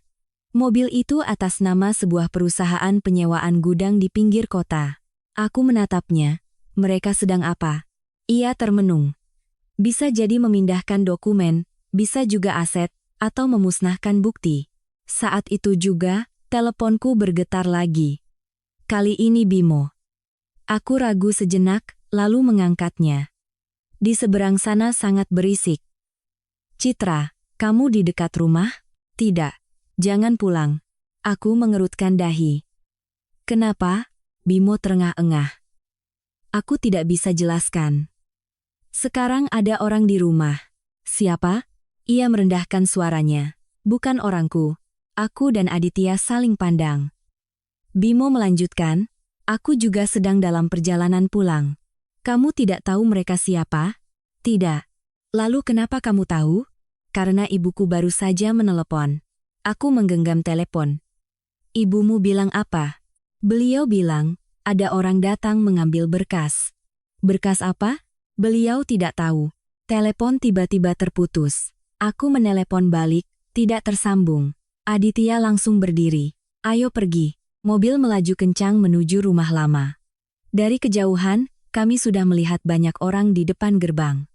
1 mobil polisi, 1 ambulans, sekelompok tetangga berkerumun di trotoar. Jantungku mencelos. Aku turun dari mobil. Bu Tuti berlari mendekat. Syukurlah kamu datang. Ada apa, Bu? Ia melihat sekeliling lalu berbisik. Tadi ada pertengkaran hebat. Siapa yang bertengkar? Ibu mertuamu dengan beberapa pria. Berapa orang? 3. Siapa mereka? Tidak tahu. Ibu mertuamu sudah dibawa ke rumah sakit. Aku menoleh melihat ambulans yang baru saja pergi. Seorang polisi mendekat. Anda keluarga? Saya menantu yang akan bercerai. Ia mengangguk. Kami sedang mengamankan tempat kejadian. Aku tidak bertanya lebih lanjut. Melalui pintu yang terbuka, aku melihat ruang tamu berantakan, lemari arsip dicongkel, kertas-kertas berserakan di lantai, dan brankas kecil di bawah tangga sudah terbuka lebar. Saat itu, Bimo juga tiba. Ia berlari masuk ke rumah tapi ditahan oleh petugas. Ibuku di mana? Baru saja dibawa ke rumah sakit. Bimo menoleh ke arahku, matanya tidak lagi memohon seperti kemarin, melainkan penuh kebingungan yang tulus. Citra, aku bersumpah. Aku tidak tahu apa-apa soal ini. Aku menatapnya lama. Untuk pertama kalinya, aku percaya ia berkata jujur. Wajahnya tidak bisa berbohong. Beberapa saat kemudian, telepon Aditya berdering. Ia menjawab, lalu perlahan menoleh ke arahku. Sudah ada hasil awal. Apa? Tetangga seberang punya CCTV. Merekam? Merekam. Baguslah. Ia menggeleng pelan. Tidak sebagus yang kamu kira. Kenapa? Karena CCTV merekam 3 pria masuk ke rumah. Tapi saat keluar, ia berhenti. Hanya ada 2 orang. Udara dingin menjalari punggungku. Jika rekaman itu akurat, artinya di balik pintu rumah itu, dalam waktu kurang dari 1 jam, telah terjadi sesuatu yang tidak pernah kami duga. Dan orang yang menghilang bukanlah Bu Hartini, bukan juga Bimo. melainkan pria ketiga yang membawa koper hitam masuk ke rumah sejak awal, dan tidak pernah muncul lagi di depan kamera. Aku berdiri terpaku mendengar kata-kata Aditya. Di kepalaku terus berputar bayangan 3 pria masuk ke rumah, dan hanya 2 yang keluar. Jika pria ketiga benar-benar tidak keluar melalui pintu utama, maka hanya ada 2 kemungkinan, dia pergi melalui jalan lain yang tidak terekam kamera, atau dia masih berada di dalam saat polisi tiba. Tapi kedua skenario itu terasa sangat aneh, karena aku sudah tinggal di rumah itu selama 8 tahun. Selain pintu utama, hanya ada pintu belakang yang menuju halaman kecil, dan untuk keluar dari sana harus melewati gang di mana rumah-rumah tetangga memasang CCTV. Bimo masih berdiri terpaku di depan gerbang. Kedua tangannya terkepal hingga memutih. Ia terus-menerus menelepon ibunya, tapi tidak ada yang mengangkat. Adiknya juga baru saja tiba dengan wajah pucat, dan begitu melihatnya langsung menangis. "Mas, rumah sakit bilang ibu hanya pingsan." Bimo menghela napas lega, tapi belum sempat berkata apa-apa, adiknya kembali terisak. "Tapi brankasnya kosong, Mas." Bimo berbalik tajam. "Apa katamu?" "Brankasnya kosong." Aku melirik Aditya. Ia tidak berkata apa-apa, tapi matanya penuh pikiran. Jika tujuannya hanya merampok, mengapa sampai terjadi pertengkaran hebat seperti kata tetangga? Dan jika tujuannya mengambil berkas, mengapa sampai membobol brankas? Segalanya seolah sengaja dibuat kacau untuk menutupi kebenaran lain. Saat itu, polisi yang bertanggung jawab di TKP keluar. "Siapa yang mengelola rumah ini?" Bimo maju. "Saya. Mulai hari ini, rumah ini untuk sementara tidak boleh dibersihkan atau diubah kondisinya." "Kenapa, Pak?" "Kami perlu menyelesaikan olah TKP." Bimo mengangguk.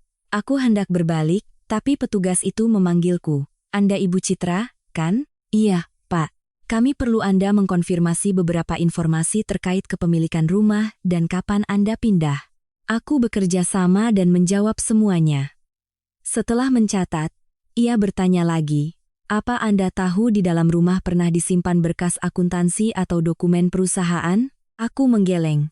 "Saya tidak tahu, itu benar. Selama tinggal di sana, Bimo tidak pernah mengizinkanku menyentuh brankas di bawah tangga. Setiap kali aku bertanya, ia hanya tersenyum, dan berkata itu hanya dokumen perusahaan, tidak ada hubungannya denganku. Sekarang kalau dipikir-pikir, mungkin sejak awal ia sengaja menjauhkanku dari dokumen-dokumen itu. Meninggalkan lokasi, aku dan Aditya langsung ke rumah sakit. Bu Hartini sudah siuman, tapi dokter meminta untuk membatasi kunjungan karena tekanan darahnya naik drastis. Hanya adik Bimo yang diizinkan masuk. Sekitar 20 menit kemudian, ia keluar dengan mata merah. Bimo langsung bertanya, "Ibu bilang apa?" Gadis itu menggeleng. "Ibu hanya bilang satu kalimat." "Apa?" "Jangan sampai sertifikat itu jatuh ke tangan mereka." Aku terkejut. "Sertifikat?" Aku menoleh ke Aditya. Ia langsung berbisik, "Jika sertifikat sudah diagunkan ke bank, aslinya pasti ada di bank." Aku mengangguk.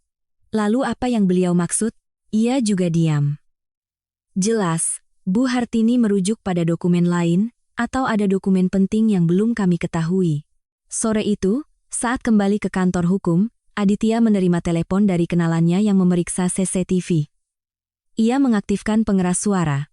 "Sudah dilihat semua?" "Sudah." "Ada penemuan?" "Ada. Kamera di seberang hanya merekam pintu depan. Tapi kamera di ujung gang merekam sebuah mobil pickup abu-abu pergi sekitar 10 menit setelahnya. Plat nomornya? Palsu." Aditya mengerutkan dahi. "Ada berapa orang di mobil?" 2. "Orang ketiga di mana?" "Tidak terlihat." Telepon berakhir, ruangan kembali hening. Tiba-tiba aku teringat sesuatu. "Tunggu."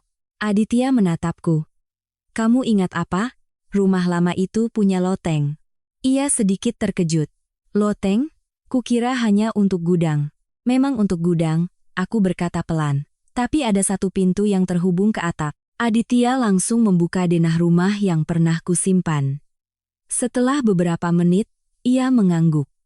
Jika orang itu memanjat ke atap rumah sebelah, ia bisa menghindari semua kamera. Itu menjelaskan mengapa hanya 2 orang yang terekam di ujung gang. Tapi siapa orang ketiga itu? Dan mengapa harus kabur dengan cara seperti itu? Tepat saat itu, ponselku bergetar. Pesan dari nomor tak dikenal. Tidak ada salam, tidak ada nama, hanya sebuah alamat dan tulisan singkat. Kalau mau tahu kebenaran tentang almarhumah Dewi, datang ke sini sebelum jam 10 malam. Sendirian. Aku membacanya berulang kali. Alamat itu adalah sebuah kafe tua di dekat kawasan industri. Aditya melihat layar lalu langsung menolak. Tidak boleh. Itu bisa jebakan. Aku juga merasa berbahaya. Aku setuju. Aku berpikir lama. Jika aku mengabaikannya, aku bisa kehilangan petunjuk penting. Jika aku pergi, aku tidak tahu apa yang menantiku. Akhirnya, Aditya berkata, kamu tetap pergi. Aku mengangkat kepala. Tapi tidak sendirian. Aku akan duduk di tempat lain. Tidak, ia menggeleng. Jika pengirim pesan ini sudah mengikutimu berhari-hari, mereka pasti tahu wajahku. Ia menelepon seseorang. Setengah jam kemudian, seorang wanita berusia 30-an masuk ke kantor. Aditya memperkenalkan. Ini Shinta, teman lamaku. Dulu dia penyidik, sekarang konsultan keamanan. Mbak Shinta tersenyum dan menjabat tanganku. Saya akan ikut, tapi tidak akan membuat mereka curiga. Tepat pukul 18.45, aku masuk ke kafe sesuai alamat. Kafe itu cukup sepi. Aku memilih meja di dekat jendela dan menunggu. Jarum jam baru menunjuk pukul 19.00. Seorang pria bertopi, bermasker, dan membawa tas kulit hitam, perlahan duduk di hadapanku. Ia tidak memesan minum, tidak memperkenalkan diri, hanya meletakkan sebuah kunci kuningan kecil di hadapanku lalu berbisik, almarhumah Dewi tahu suatu hari nanti Anda akan mencari kebenaran. Sebelum meninggal, dia menitipkan ini pada saya. Tapi setelah malam ini, saya khawatir kita berdua tidak punya banyak waktu lagi. Pria itu meletakkan kunci kuningan di atas meja, lalu mendorongnya perlahan ke arahku. Gerakannya lambat, tapi matanya terus mengamati sekeliling kafe seolah waspada. Aku tidak langsung mengambilnya, hanya mengamatinya. Dari tangannya yang kapalan, pergelangan tangannya yang penuh goresan baru, hingga jam tangan tuanya yang kacanya sudah lecet.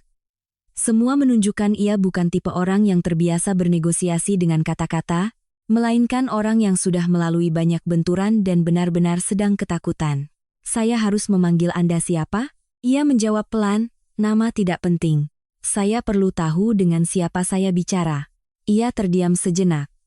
Nama saya Harry. Dulu saya sopir di perusahaan Bimo. Aku mengerutkan dahi. Kenapa almarhumah Dewi menitipkan ini pada Anda? Harry menunduk, karena hanya saya yang berani membantunya. Ia mengeluarkan sebungkus rokok, melihat sekeliling, lalu menyimpannya lagi. 2 bulan sebelum meninggal, Mbak Dewi tahu ia sedang diikuti. Jantungku berdebar. Diikuti?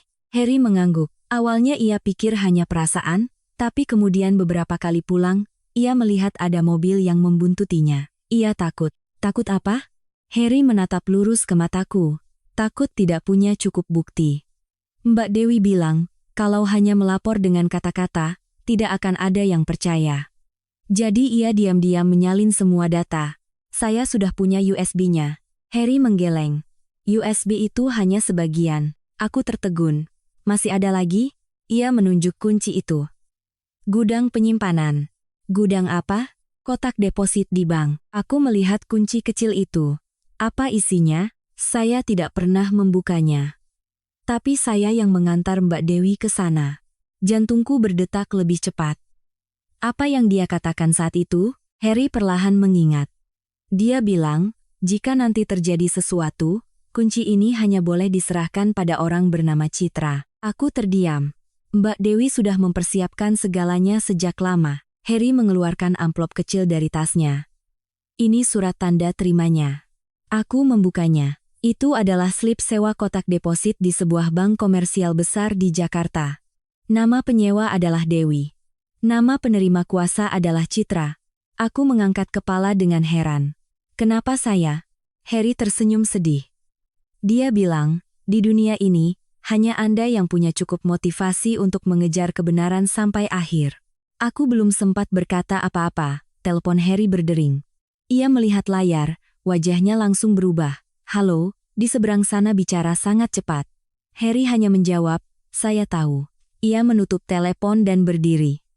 Saya harus pergi. Tunggu, aku menahannya. Masih banyak yang belum saya tanyakan. Ia menggeleng. Mereka tahu saya bertemu Anda. Siapa? Setidaknya beritahu saya siapa yang harus saya waspadai. Harry menunduk, suaranya sangat pelan. Jangan hanya melihat Bimo. Setelah itu, ia menarik topinya dan berjalan cepat keluar. Aku hendak mengikutinya, tapi Shinta dari meja lain memberi isyarat untuk berhenti. Ia duduk di hadapanku. Jangan ikuti. Kenapa?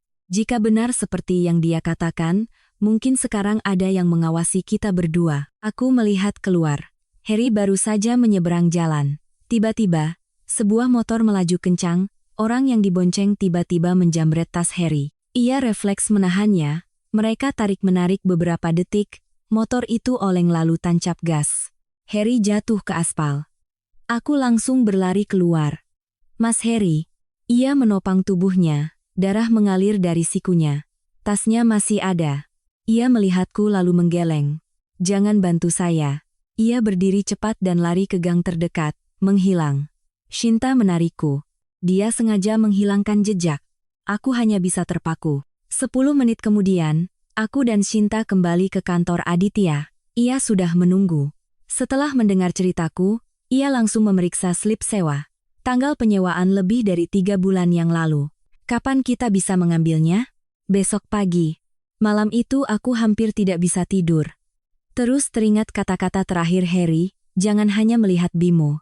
Jika bukan Bimo, lalu siapa? Bu Hartini, adiknya, atau ada orang lain di belakang layar? Keesokan paginya, jam 9, aku bersama Aditya dan Shinta tiba di bank.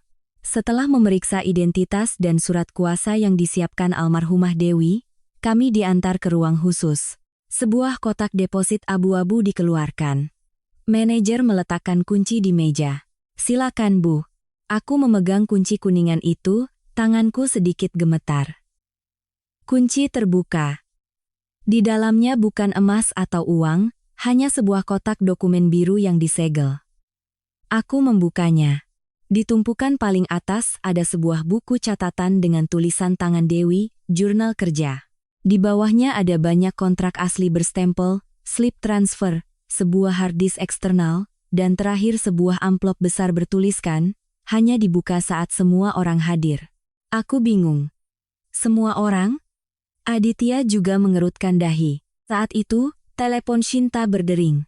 Ia menjawab, wajahnya tiba-tiba berubah. Ada masalah besar. Apa? Ia menarik napas dalam.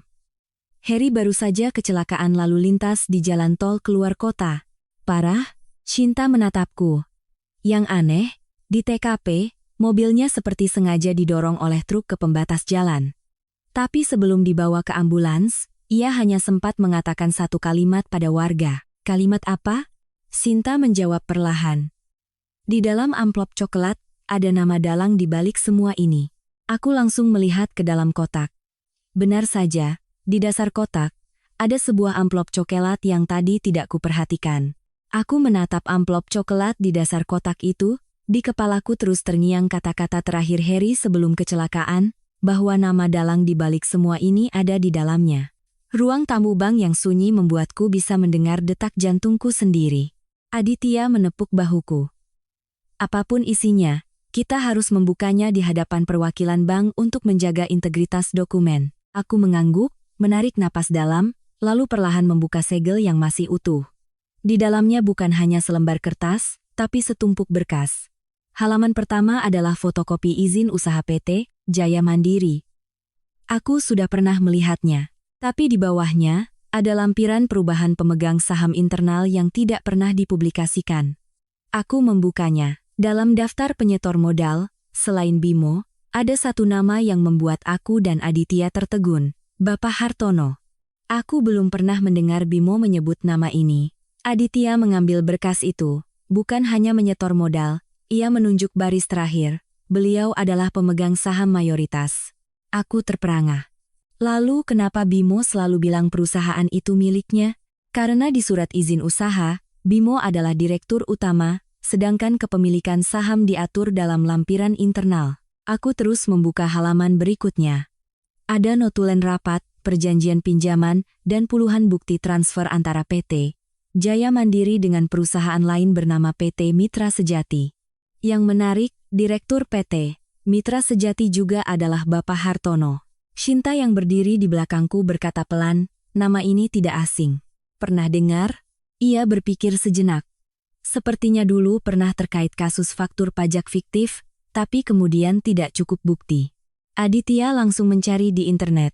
Beberapa saat kemudian, ia menunjukkan layar ponselnya. Foto seorang pria berusia 50-an, berpakaian rapi, sering muncul di acara-acara bisnis lokal. Tiba-tiba sebuah ingatan muncul. Aku pernah bertemu dengannya. Di mana? Di acara peresmian perusahaan Bimo. Bimo memperkenalkannya singkat. Ini Pak Hartono, teman keluarga. Aku tidak tahu teman keluarga itu adalah pemegang saham terbesar. Aku membuka berkas itu lagi. Kali ini cetakan email. Percakapan antara almarhumah Dewi dengan Bimo. Satu email membuatku merinding. Saya tidak bisa terus menerus menerbitkan faktur untuk perusahaan fiktif. Risikonya terlalu besar. Di bawahnya, balasan Bimo. Itu permintaan Pak Hartono. Kamu ikuti saja. Aku menatap Aditya. Ia mengangguk. Sekarang semua kepingan mulai menyatu. Di akhir tumpukan, ada surat tulisan tangan dari Dewi. Citra, jika kamu membaca ini, artinya aku sudah tidak punya kesempatan untuk menceritakannya sendiri. Orang yang harus kamu waspadai bukan hanya keluarga Bimo. Mereka hanya bagian dari rencana yang lebih besar. Bimo beberapa kali ingin berhenti, tapi sudah terlalu dalam terjerat utang dan kontrak fiktif. Orang yang sebenarnya mengendalikan segalanya adalah Pak Hartono. Setiap kali perusahaan butuh uang, ia yang memberikan. Sebagai gantinya, Bimo harus menandatangani lebih banyak kontrak yang bahkan ia sendiri tidak bisa kendalikan. Aku pernah dengar Bimo bilang, jika melawan Pak Hartono, seluruh keluarganya akan hancur. Aku meletakkan surat itu. Aku tidak lagi ingin membela Bimo, tapi aku mulai mengerti mengapa ia sering tampak cemas. Ia serakah, egois, dan mengkhianatiku, tapi sepertinya ia juga telah mengubah dirinya menjadi bidak catur di permainan orang lain. Shinta berkata, ini tidak mengurangi tanggung jawab Bimo. Aku tahu, tapi ini menjelaskan kenapa ada yang mengikutiku. Saat itu, seorang pegawai bank mengetuk pintu. Maaf, ada yang ingin bertemu Ibu Citra. Siapa? Beliau hanya memberikan kartu nama ini. Di atas meja diletakkan kartu nama sederhana, Hartono. Ruangan itu seakan membeku. Aditya langsung menatapku, jangan temui. Aku belum sempat menjawab. Pegawai itu melanjutkan. Beliau bilang, jika hari ini ibu tidak menemuinya, ibu tidak akan pernah tahu kebenaran tentang kecelakaan almarhumah Dewi. Aku dan Shinta saling pandang. Aditya akhirnya berkata, aku ikut. Pegawai itu menggeleng. Maaf, beliau hanya ingin bertemu Ibu Citra, 10 menit. Aku berpikir cepat.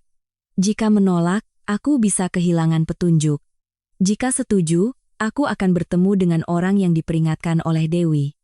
Akhirnya aku berkata pada Aditya, aku tidak akan pergi jauh. Ia menatapku lama, lalu memberikan sebuah pulpen dari sakunya. Bawa ini. Apa ini? Alat perekam. Aku mengangguk dan mengikuti pegawai itu ke ruang tamu di ujung koridor. Pria itu berdiri membelakangi jendela, lalu perlahan berbalik. Wajahnya tenang dengan senyum sopan. Sulit dipercaya, ia adalah nama yang muncul di semua dokumen penting itu. Ia menunjuk kursi di hadapannya. Silakan duduk. Anda mau bicara apa? Ia tersenyum. Saya datang bukan untuk mengancam. Saya datang untuk menyelamatkan Anda. Kalimat itu baru saja selesai, telepon Pak Hartono berdering. Ia melirik layar, senyumnya hilang. Matanya untuk pertama kali menunjukkan keterkejutan. Karena yang menelepon adalah Bimo. Dan setelah mengangkatnya, ia hanya mendengar satu kalimat singkat yang membuat wajahnya pucat. Pak Hartono, polisi baru saja datang ke perusahaan. Pak Hartono masih memegang telepon, wajah tenangnya lenyap, digantikan tatapan tajam seseorang yang menyadari rencananya mulai retak. Aku hanya diam mengamati. Aku tahu pria di hadapanku tidak mudah panik, tenang. Suara Bimo dari seberang terdengar samar. Mereka memeriksa semua berkas. Pak Hartono merendahkan suaranya. Jangan bicara apa-apa sebelum ada pengacara. Panggilan berakhir. Ia meletakkan telepon, menatapku lama seolah menilaiku. Maaf, ada urusan mendadak. Aku bersedekap. Anda bilang mau menyelamatkan saya. Benar. Dari apa? Ia perlahan duduk, kedua tangan saling bertaut. Anda wanita cerdas. Saya tahu Anda punya banyak dokumen. Saya juga tahu di mana USB milik Dewi. Lalu, saya ingin semua ini berhenti. Saya akan bantu Anda mendapatkan kembali semua uang yang telah Anda keluarkan untuk rumah itu, bahkan lebih. Sebagai gantinya, tarik semua gugatan. Aku tertawa. Jika saya setuju, bagaimana dengan yang lain? Ia mengangkat bahu. Itu bukan urusan Anda. Saya rasa itu urusanku. Ia mengeluarkan setumpuk berkas lain. Saya tahu Anda membenci Bimo. Tapi Anda tahu kenapa ia harus membalik nama rumah itu? Ia menyodorkan berkas ke arahku. Aku membukanya. Perjanjian pinjaman 3 tahun lalu. Bimo meminjam lebih dari 3 miliar rupiah dari Pak Hartono. Klausul terakhir menyebutkan jika perusahaan gagal bayar, peminjam harus menambah agunan atau menyerahkan aset sesuai permintaan pemberi pinjaman. Bimo tidak punya aset lain, katanya. Aku terus membuka. Ada banyak lampiran perpanjangan, bunga, dan denda. Dalam 3 tahun, utangnya membengkak menjadi hampir 5 miliar. Kenapa dia tidak memberitahuku? Pak Hartono tersenyum sinis. Karena harga diri. Bukan, jawabku cepat. Jika dia masih punya harga diri, dia tidak akan menipu istrinya. Ruangan itu hening. Pak Hartono menatapku beberapa detik, lalu mengangguk. Anda benar. Saya hanya mengatakan fakta. Ia menghela napas. Saya pernah menasihati Bimo untuk jujur pada Anda. Ia menunjukkan cetakan email Bimo kepada Pak Hartono hampir 2 tahun lalu. Saya akan cari cara, Pak. Tolong jangan sampai istri saya tahu. Aku memejamkan mata. Sejak saat itu, Bimo sudah memilih untuk menyembunyikannya dariku. Itu pilihannya, tidak ada yang memaksa. Pak Hartono berkata pelan, saya bukan orang baik. Tapi saya juga tidak ingin ada yang masuk penjara. Anda takut? Saya takut banyak orang tidak bersalah ikut terseret. Saya hanya melihat orang-orang bersalah yang sedang berusaha menyelamatkan diri. Senyum di bibirnya hilang. Ia tidak bisa menjawab. Saat itu, teleponku berdering.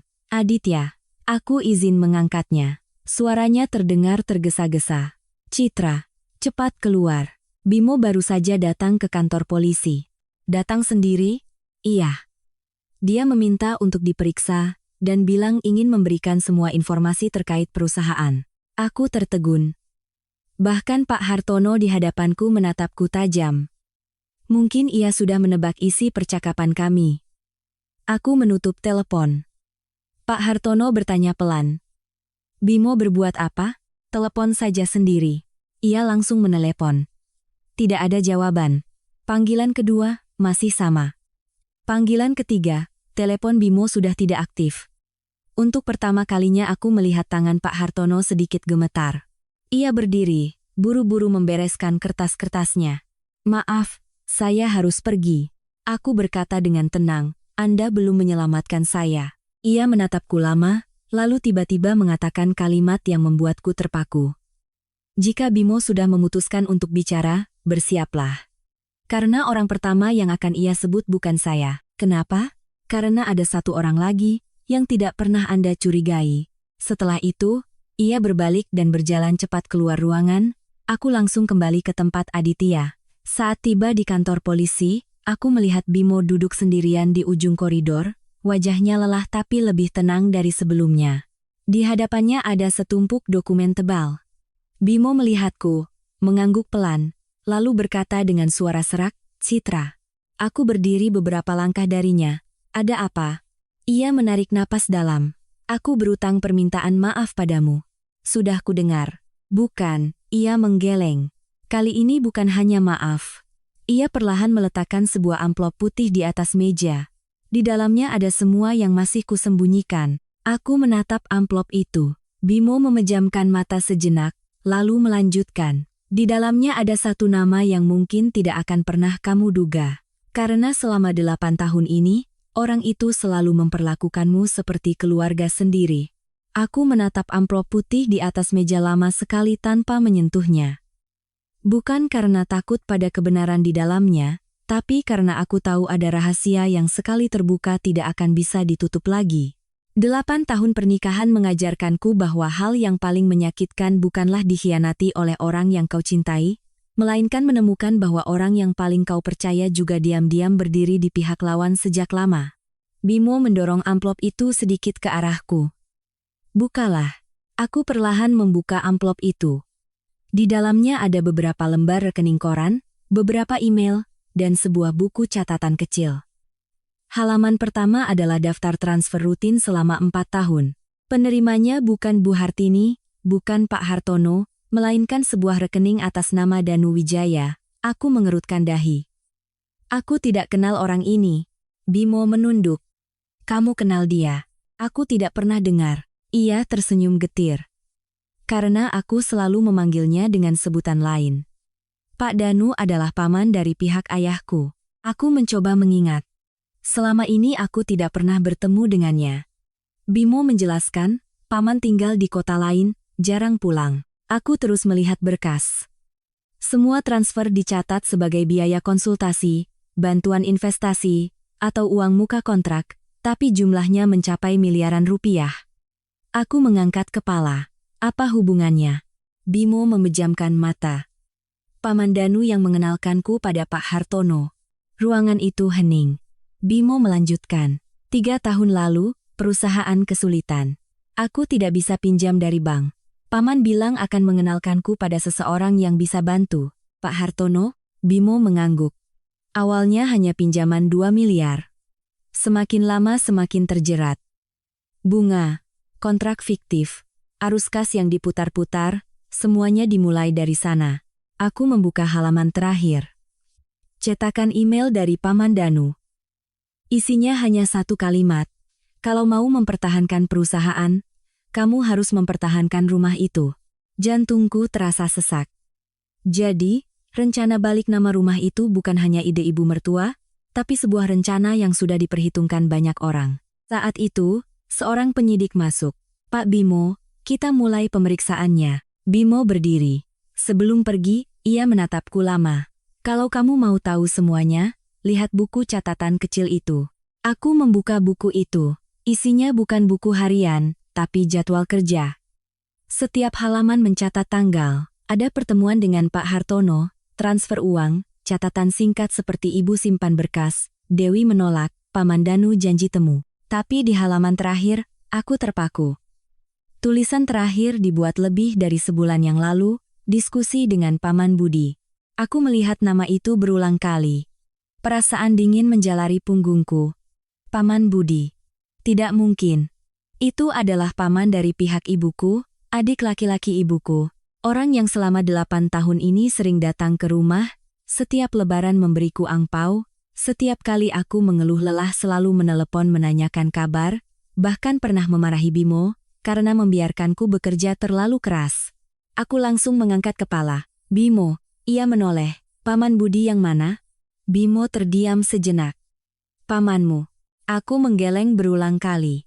Tidak mungkin. Aku juga pernah berpikir begitu. Pamanmu adalah perantara dalam jual beli tanah di tepi sungai itu. Aku terdiam. Tanah yang dibeli atas nama adik Bimo. Tanah yang dibeli dengan uang rahasia. Aku menggenggam buku itu. Kamu punya bukti? Bimo mengangguk. Ada. Di hard disk yang ditinggalkan almarhumah Dewi. Aditya langsung membuka laptop. Setelah memeriksa data di hard disk, ia menemukan sebuah folder yang belum dibuka. Di dalamnya ada banyak rekaman rapat. Satu rekaman menarik perhatian kami. Suara Pak Hartono terdengar lebih dulu. Tanah di seberang harus atas nama keluarga. Suara pria lain menjawab, biar saya yang urus. Suara itu sangat familiar. Aditya memutarnya lagi, dan lagi, tidak salah lagi. Itu suara Paman Budi, pamanku yang selalu kuhormati. Dalam rekaman itu, ia berkata dengan tenang, Citra tidak akan curiga. Anak itu gampang sekali percaya. Tubuhku kaku, mataku panas, tapi tidak bisa menangis. Aku tidak pernah berpikir suatu hari nanti, Kerabat dari pihakku sendiri ikut serta dalam rencana yang membuatku kehilangan segalanya. Sinta meletakkan tangan di bahuku. Aku tahu ini sulit. Aku menggeleng pelan. Tidak. Suaraku bergetar. Aku hanya bertanya-tanya, selama ini, apa hanya aku satu-satunya yang hidup dengan tulus? Saat itu, pintu ruang pemeriksaan terbuka. Seorang penyidik masuk. Pengacara Aditya, kami baru saja mendapat hasil pemulihan data dari komputer perusahaan. Aditya membuka beberapa halaman, wajahnya langsung berubah. Ada apa? Tanyaku. Ia menatapku lama, lalu berkata pelan, Citra, sepertinya Paman Budi bukan dalangnya. Maksudmu? Aditya meletakkan cetakan email di hadapanku. Dalam rangkaian email yang baru dipulihkan, orang yang terus-menerus mengarahkan Pak Hartono, Paman Danu, dan Paman Budi adalah nama lain. Seseorang yang belum pernah muncul di dokumen manapun sebelumnya. Dan yang membuatku merinding, orang itu selalu menandatangani setiap email dengan 2 huruf singkat, M. Aku menatap 2 huruf M di akhir email, kepalaku terasa kosong. Siapa M? Ibu mertuaku? Tidak mungkin ia punya pengetahuan finansial dan hukum seperti ini. Ibuku, beliau sudah lama meninggal. Jadi, M kemungkinan besar adalah nama samaran. Aditya juga berpikir sama. Ia memeriksa detail teknis email. Tunggu. Ini bukan alamat email pribadi. Ia memperbesar layar. Setiap email dikirim melalui server internal. Artinya pengirim sengaja membuat akun yang hanya digunakan dalam sistem komunikasi mereka. Sinta bertanya, bisa dilacak? Aditya mengangguk. Jika log servernya masih ada, teleponnya berdering. Dari ahli forensik digital yang membantu polisi. Aditya mengaktifkan pengeras suara. Saya baru saja memeriksa header email. Pengirim selalu login dari lokasi yang sama. Di mana? Sebuah kantor properti. Namanya, Anugrah Jaya. Mendengar nama itu, aku terkejut. Itu adalah kantor tempat Paman Budi pernah menjadi konsultan bertahun-tahun lalu. Semua kepingan puzzle yang tadinya acak mulai menyatu. Paman Danu memperkenalkan Bimo pada Pak Hartono. Pak Hartono menyediakan modal dan mengarahkan aliran uang. Paman Budi menjadi perantara tanah. Dan di belakang mereka semua, ada seseorang yang belum terungkap. Saat itu, Bimo keluar dari ruang pemeriksaan, tampak lebih lelah. Ia menatapku. Aku perlu mengatakan satu hal lagi. Katakan, Bimo menarik napas dalam. Awalnya aku juga tidak tahu siapa yang bernama M itu. Suatu kali, aku tidak sengaja bertemu dengannya di kantor Anugrah Jaya. Jantungku berdebar. Siapa? Bimo menjawab perlahan. Seorang wanita. Usianya sekitar 60-an. Namanya? Aku tidak tahu. Pak Hartono memanggilnya Kak. Aku dan Aditya saling pandang. Artinya, wanita misterius ini posisinya lebih tinggi dari Pak Hartono. Bimo melanjutkan, dia tidak banyak bicara, hanya bertanya satu hal. Masalah rumah itu sudah kamu selesaikan? Tanganku terasa dingin. Sejak saat itu, rumahku sudah menjadi target dalam rencana mereka. Bimo tertawa getir. Saat itu aku masih berpikir ini hanya masalah pinjaman, sampai almarhumah Dewi menolak menandatangani faktur fiktif lagi. Wanita itu bilang, kalau Dewi tidak mau bekerja sama, akan ada orang lain yang menggantikannya. Saat itu, seorang penyidik masuk lagi. Maaf, kami baru dapat dokumen baru dari bank. Ia meletakkan setumpuk berkas. Ini riwayat transaksi pinjaman. Dalam daftar pencairan dana, ada transfer hampir 1 miliar rupiah ke PT Anugrah Jaya, dengan catatan biaya konsultasi hukum. Aditya langsung membuka lampiran. Nama yang menandatangani persetujuan bukanlah Pak Hartono, melainkan seorang wanita bernama Larasati Prameswari. Aku menggumamkan nama itu, sangat asing. Sinta tiba-tiba mengerutkan dahi. Aku ingat, pernah bertemu dalam kasus sengketa tanah bertahun-tahun lalu. Dia bukan pengacara, tapi dialah pemilik PT Anugrah Jaya. Aditya langsung membandingkan data. Usia Ibu Larasati cocok dengan deskripsi Bimo. Tapi masih ada satu pertanyaan besar. Kenapa ia menandatangani email dengan inisial M? Saat kami semua berpikir, ponselku berdering. Paman Budi. Aku ragu sejenak, lalu mengangkatnya. Suaranya tidak lagi ceria. Citra. Iya, Paman. Ada apa? Paman ingin bertemu. Kenapa baru sekarang? Paman Budi menghela napas. Karena Paman tidak ingin membawa rahasia ini sampai mati. Aku menggenggam telepon. Paman di mana? Di rumah sakit. Paman baru kena stroke ringan. Aku menatap Aditya, ia mengangguk. Aku bertanya lagi, Paman mau bicara apa? Di seberang sana hening lama, lalu terdengar suara serak dan lelah. Jangan cari orang yang bernama M lagi. Kenapa? Karena orang itu sudah meninggal, hampir setahun yang lalu. Kalimat itu membuat seluruh ruangan hening. Jika Paman Budi berkata benar, maka semua email yang dikirim beberapa bulan terakhir atas nama M adalah palsu. Seseorang telah meminjam nama orang yang sudah meninggal untuk terus menjalankan rencana, sekaligus menutupi identitas aslinya. Seseorang yang masih bersembunyi di antara kami. Aku menurunkan telepon, kata-kata Paman Budi terus terngiang. Jika emblem yang asli, Ibu Larasati, sudah meninggal, maka email-email yang dikirim setelahnya adalah palsu. Seseorang telah dengan sengaja meminjam identitas orang yang sudah meninggal untuk terus mengendalikan jaringan ini. Cara ini sangat cerdik, menciptakan sosok yang ditakuti semua orang, sekaligus menyembunyikan identitas asli dalang yang sesungguhnya. Hal ini membuatku merinding lebih dari ancaman manapun sebelumnya. Aditya bertanya, Pamanmu bilang apa lagi? Aku menggeleng. Dia hanya ingin bertemu langsung. Shinta langsung berkata, kita pergi sekarang. 1 jam kemudian, kami tiba di rumah sakit. Paman Bulko Channa. Wajahnya pucat.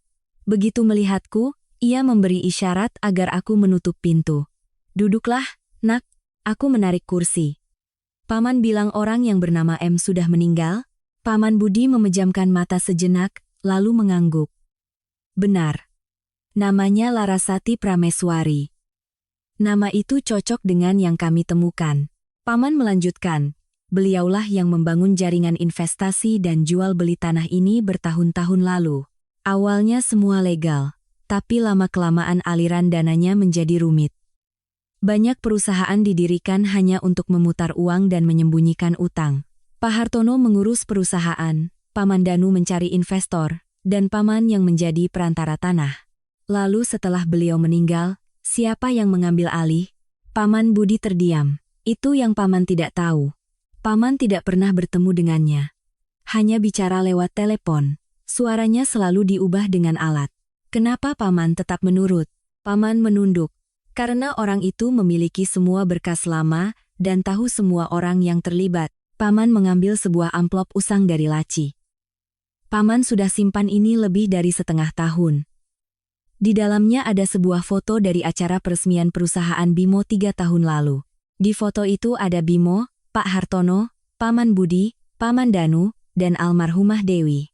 Dan di paling belakang, ada seorang pria berjas abu-abu yang wajahnya tidak terlihat jelas karena menghadap ke samping. Paman menunjuknya. Orang ini jarang sekali muncul. Tidak ada yang tahu namanya. Pak Hartono hanya bilang dia konsultan. Aditya mengambil foto itu, memperbesarnya dengan ponsel. Pria itu memakai jam tangan yang sangat khas, dengan dial biru tua dan tali logam berukir simbol sayap. Shinta tiba-tiba berkata, aku pernah melihat jam tangan ini. Di mana? Di rekaman CCTV depan rumahmu. Dia adalah salah satu dari 3 pria itu. Satu mata rantai baru muncul. Pria misterius itu tidak hanya hadir 3 tahun lalu, tapi juga terlibat dalam insiden di rumahku. Saat itu, telepon Aditya berdering. Dari kepolisian. Mereka baru saja selesai memeriksa ponsel almarhumah Dewi. Ada satu rekaman suara yang belum pernah dibuka. Kami langsung menuju ke sana. Seorang penyidik memutar rekaman itu. Awalnya hanya suara langkah kaki, lalu suara Dewi terdengar pelan. Kalau saya tidak setuju, bagaimana? Sebuah suara pria menjawab. Anda masih punya ibu yang sudah tua. Dewi terdiam. Pria itu melanjutkan, saya tidak suka memaksa. Tapi kalau Anda merusak rencana ini, akan banyak orang yang mendapat masalah. Suara pria itu tidak jelas. Teknisi memprosesnya untuk mengurangi kebisingan. Saat diputar lagi, selain suara percakapan, terdengar suara samar di latar belakang. Lonceng gereja. Sinta langsung berkata, "Itu lonceng Katedral Jakarta. Setidaknya kita bisa mempersempit lokasi pertemuan itu." Tepat saat itu, seorang petugas lain masuk. "Sudah ada hasil identifikasi wajah dari foto tadi." Ia meletakkan sebuah laporan. Wajahnya tidak cukup jelas untuk identifikasi pasti, tapi perangkat lunak menemukan satu orang dengan tingkat kemiripan sangat tinggi. Aku melihat hasilnya. Nama yang muncul di layar membuat kami semua terdiam. Bukan Pak Hartono, bukan Paman Danu, bukan Paman Budi, melainkan Wakil Direktur PT Anugrah Jaya, seseorang yang namanya sering muncul di kontrak-kontrak sekunder, tapi hampir tidak pernah tampil di publik. Dan yang lebih membuatku merinding, menurut catatan, orang ini resmi mengundurkan diri tepat seminggu yang lalu, persis setelah polisi memulai audit di perusahaan Bimo. Seolah-olah, ia sudah tahu badai akan datang, dan diam-diam mempersiapkan jalan keluarnya. Aku menatap lekat hasil identifikasi wajah itu. Untuk pertama kalinya, aku merasa bahwa akhir dari perjalanan ini sudah di depan mata. Semua bukti dokumen dari Dewi, kesaksian Bimo, aliran dana, kontrak fiktif, dan email semuanya mengerucut pada satu mata rantai terakhir. Seseorang yang telah memanfaatkan keserakahan, ketakutan, dan kelemahan setiap orang untuk mengendalikan seluruh jaringan. Sedangkan orang-orang seperti Bimo, Bu Hartini, atau Paman Budi, meskipun harus bertanggung jawab di hadapan hukum, pada akhirnya hanyalah orang-orang yang membiarkan keserakahan dan kurangnya keberanian membawa mereka terlalu jauh dari batas nurani. Beberapa minggu setelahnya, pihak berwenang memanggil semua orang yang terlibat. Dokumen yang disimpan Dewi, data yang dipulihkan dari komputer, serta kesaksian Bimo membantu mengungkap seluruh skema transaksi ilegal. Kontrak-kontrak palsu dibatalkan, pinjaman diverifikasi ulang. Mereka yang bersalah harus menanggung akibatnya sesuai hukum. Aku tidak lagi terlibat jauh dalam proses itu. Tugasku selesai. Suatu sore, Aditya menyuguhkan secangkir teh. Semuanya sudah hampir selesai. Aku memandang keluar jendela, merasa seperti baru saja melewati mimpi yang sangat panjang. "Mimpi buruk," kataku. Ia menggeleng. "Bukan. Mimpi akan terlupakan saat bangun. Apa yang kamu lalui akan menjadi pelajaran seumur hidup." Aku tersenyum. Mungkin dia benar. Beberapa hari kemudian, aku menerima panggilan untuk mediasi terakhir di pengadilan sebelum proses cerai diputuskan. Bimo datang lebih awal. Dalam sebulan, ia tampak jauh lebih kurus. Rambutnya mulai memutih di pelipis. Matanya tidak lagi menunjukkan kepercayaan diri, hanya kelelahan seseorang yang telah menghadapi kesalahannya. Ia berdiri saat melihatku. "Citra." Aku mengangguk pelan. Setelah prosedur selesai, Bimo secara sukarela menandatangani semua kesepakatan pembagian aset. Ia mengakui semua kontribusiku terhadap rumah, cicilan yang kubayar, dan biaya renovasi. Hak-hak hukumku dijamin sepenuhnya. Saat semua orang keluar, Bimo memanggilku. Ia mengeluarkan sebuah kotak kecil. "Jangan salah paham. Ini bukan cincin." Ia membukanya. "Itu adalah kunci rumah lama kami." Ia meletakkannya di meja. Aku tidak punya hak lagi untuk menyimpannya. Aku menatap kunci itu lama, lalu mendorongnya kembali. "Simpanlah." Bimo mengangkat kepala. "Itu pernah menjadi rumahmu." Aku menggeleng. "Tidak, itu hanya tempat di mana aku pernah tinggal. Rumah tidak terletak pada sebuah kunci." Bimo menunduk lama. Saat aku berbalik, ia berkata dengan suara serak, "Terima kasih." Aku tidak menoleh.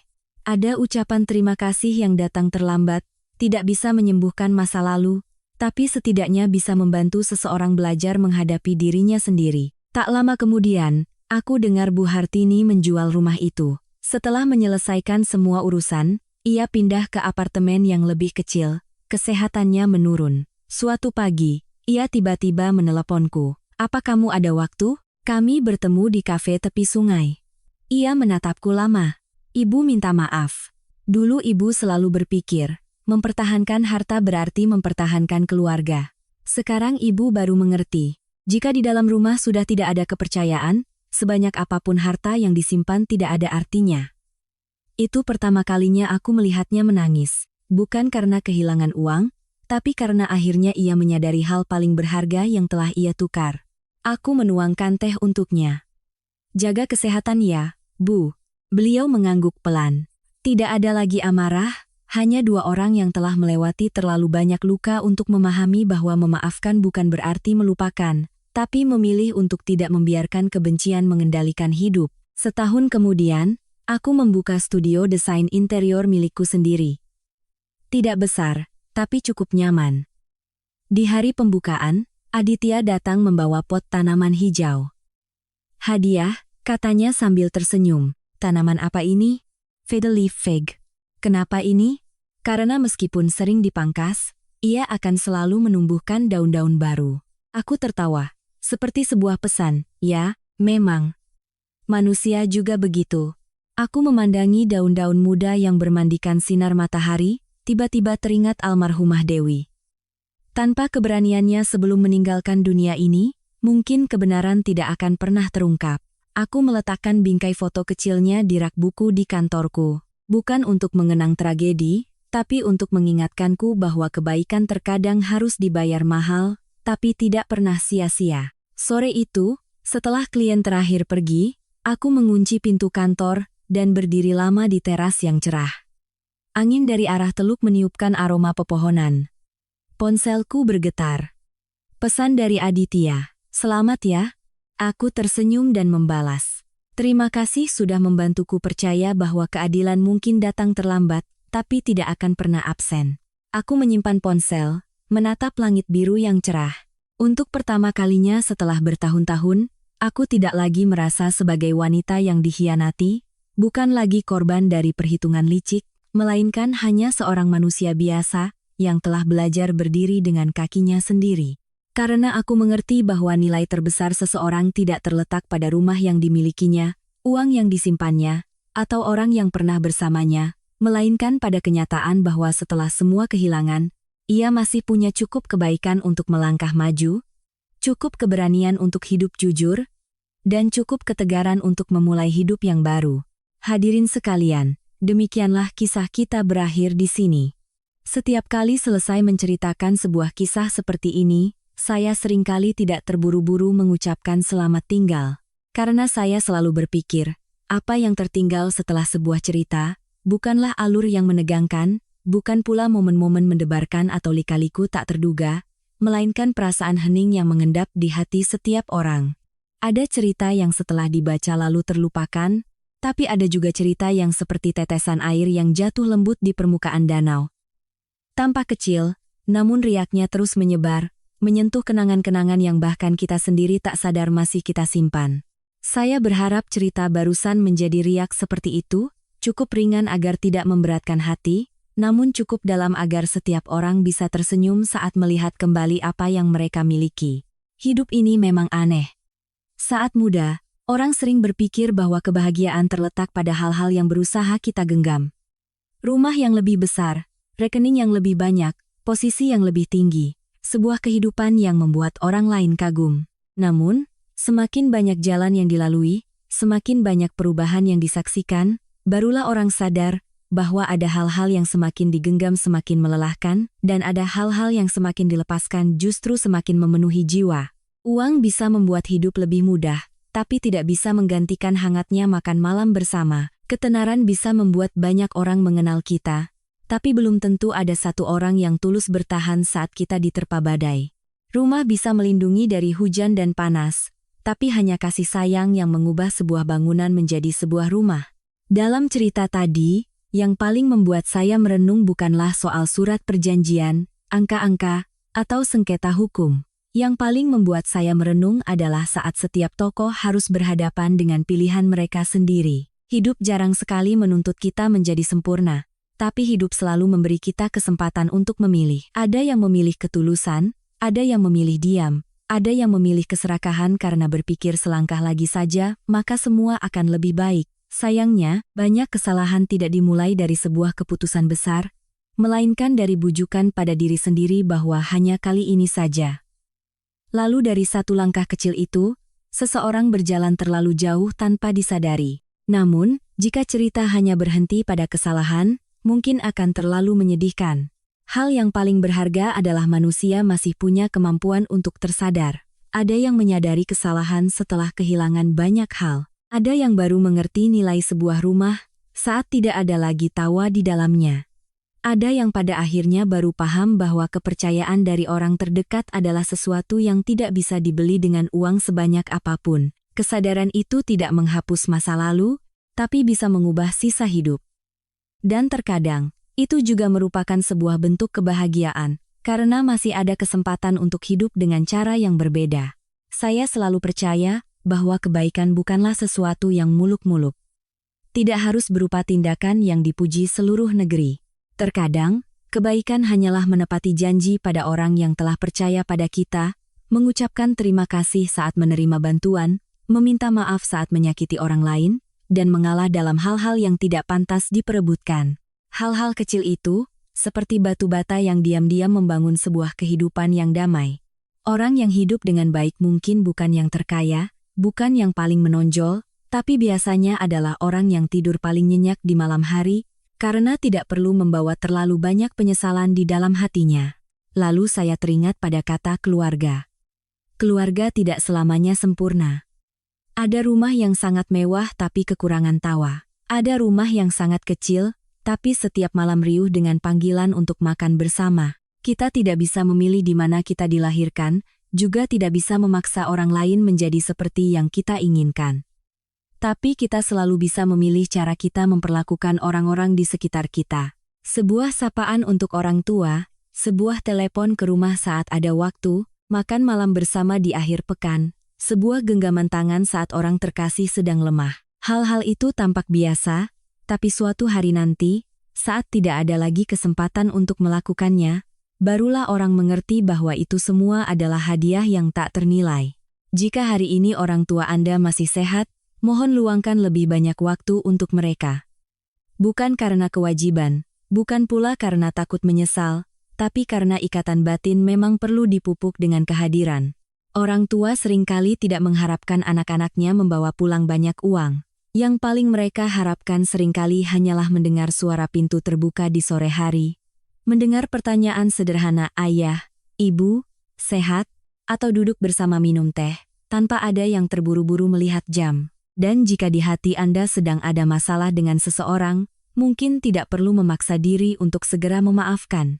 Ada luka yang butuh waktu untuk sembuh. Yang terpenting adalah jangan biarkan kepahitan menjadi teman perjalanan Anda terlalu lama. Karena saat terus menyimpan batu di dalam hati, yang pertama kali lelah bukanlah orang yang menyakiti kita, melainkan diri kita sendiri. Melepaskan bukan berarti menyangkal apa yang telah terjadi.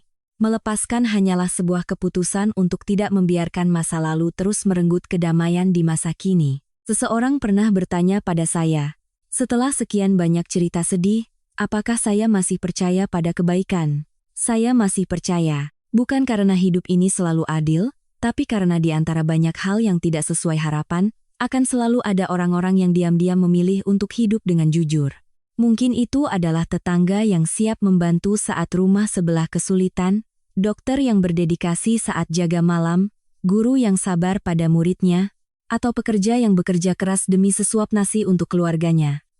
Mereka tidak muncul di berita setiap hari, tapi merekalah yang menjaga dunia ini tetap hangat, sedikit demi sedikit. Dan tahukah Anda, kita semua bisa menjadi orang seperti itu. Tidak perlu melakukan hal besar. Cukup hari ini kita hidup lebih tulus dari kemarin, lebih sabar, lebih lapang dada, lebih banyak mendengar dan lebih sedikit menghakimi, dan lebih menghargai orang-orang yang masih ada di sisi kita sebelum waktu diam-diam membawa mereka ke persimpangan jalan yang lain. Mungkin hal terindah yang ingin disampaikan oleh cerita ini bukanlah kemenangan atau kekalahan siapapun. Hal terindah adalah setelah semua badai, masih ada orang yang memilih untuk bangkit dengan kebaikan, bukan dengan dendam. Memilih untuk membangun masa depan daripada terus melihat puing-puing masa lalu. Memilih untuk hidup jujur pada diri sendiri daripada terus mengejar hal-hal yang fana. Karena hidup tidak mengukur nilai seseorang dari apa yang ia miliki, melainkan dari cara ia memperlakukan orang lain saat ia punya kuasa untuk melakukan sebaliknya. Sebelum berpisah, saya hanya berharap setelah program ini berakhir, setiap dari kita akan meluangkan waktu sejenak untuk melihat kembali hidup kita dengan hati yang lebih ringan. Jika hari ini pekerjaan masih penuh tekanan, semoga Anda tetap bisa tersenyum saat pulang ke rumah. Jika hari ini hidup masih penuh kesibukan, Semoga Anda tetap ingat untuk meluangkan waktu bagi orang-orang terkasih. Jika hari ini ada yang membuat Anda sedih, semoga Anda tidak terburu-buru menutup pintu kepercayaan. Karena di luar sana masih banyak orang baik, banyak hal indah yang menanti untuk kita temui. Dan jika hari ini Anda merasa belum memiliki apa-apa yang luar biasa, janganlah bersedih. Karena sebuah kehidupan yang damai, hidup dengan lurus, tahu cara mencintai, dan tahu cara menjaga kehormatan di hadapan sesama, dengan sendirinya sudah merupakan sebuah kesuksesan yang sangat berharga. Terima kasih telah meluangkan waktu untuk mendengarkan cerita ini. Terima kasih telah ikut melewati setiap suka, duka, dan setiap jeda hening dari para tokoh dalam cerita. Semoga Anda selalu menjaga hati yang hangat di tengah perubahan hidup, menjaga kebaikan di tengah persaingan, menjaga kepercayaan di tengah cobaan, dan menjaga cinta untuk keluarga selagi masih bisa.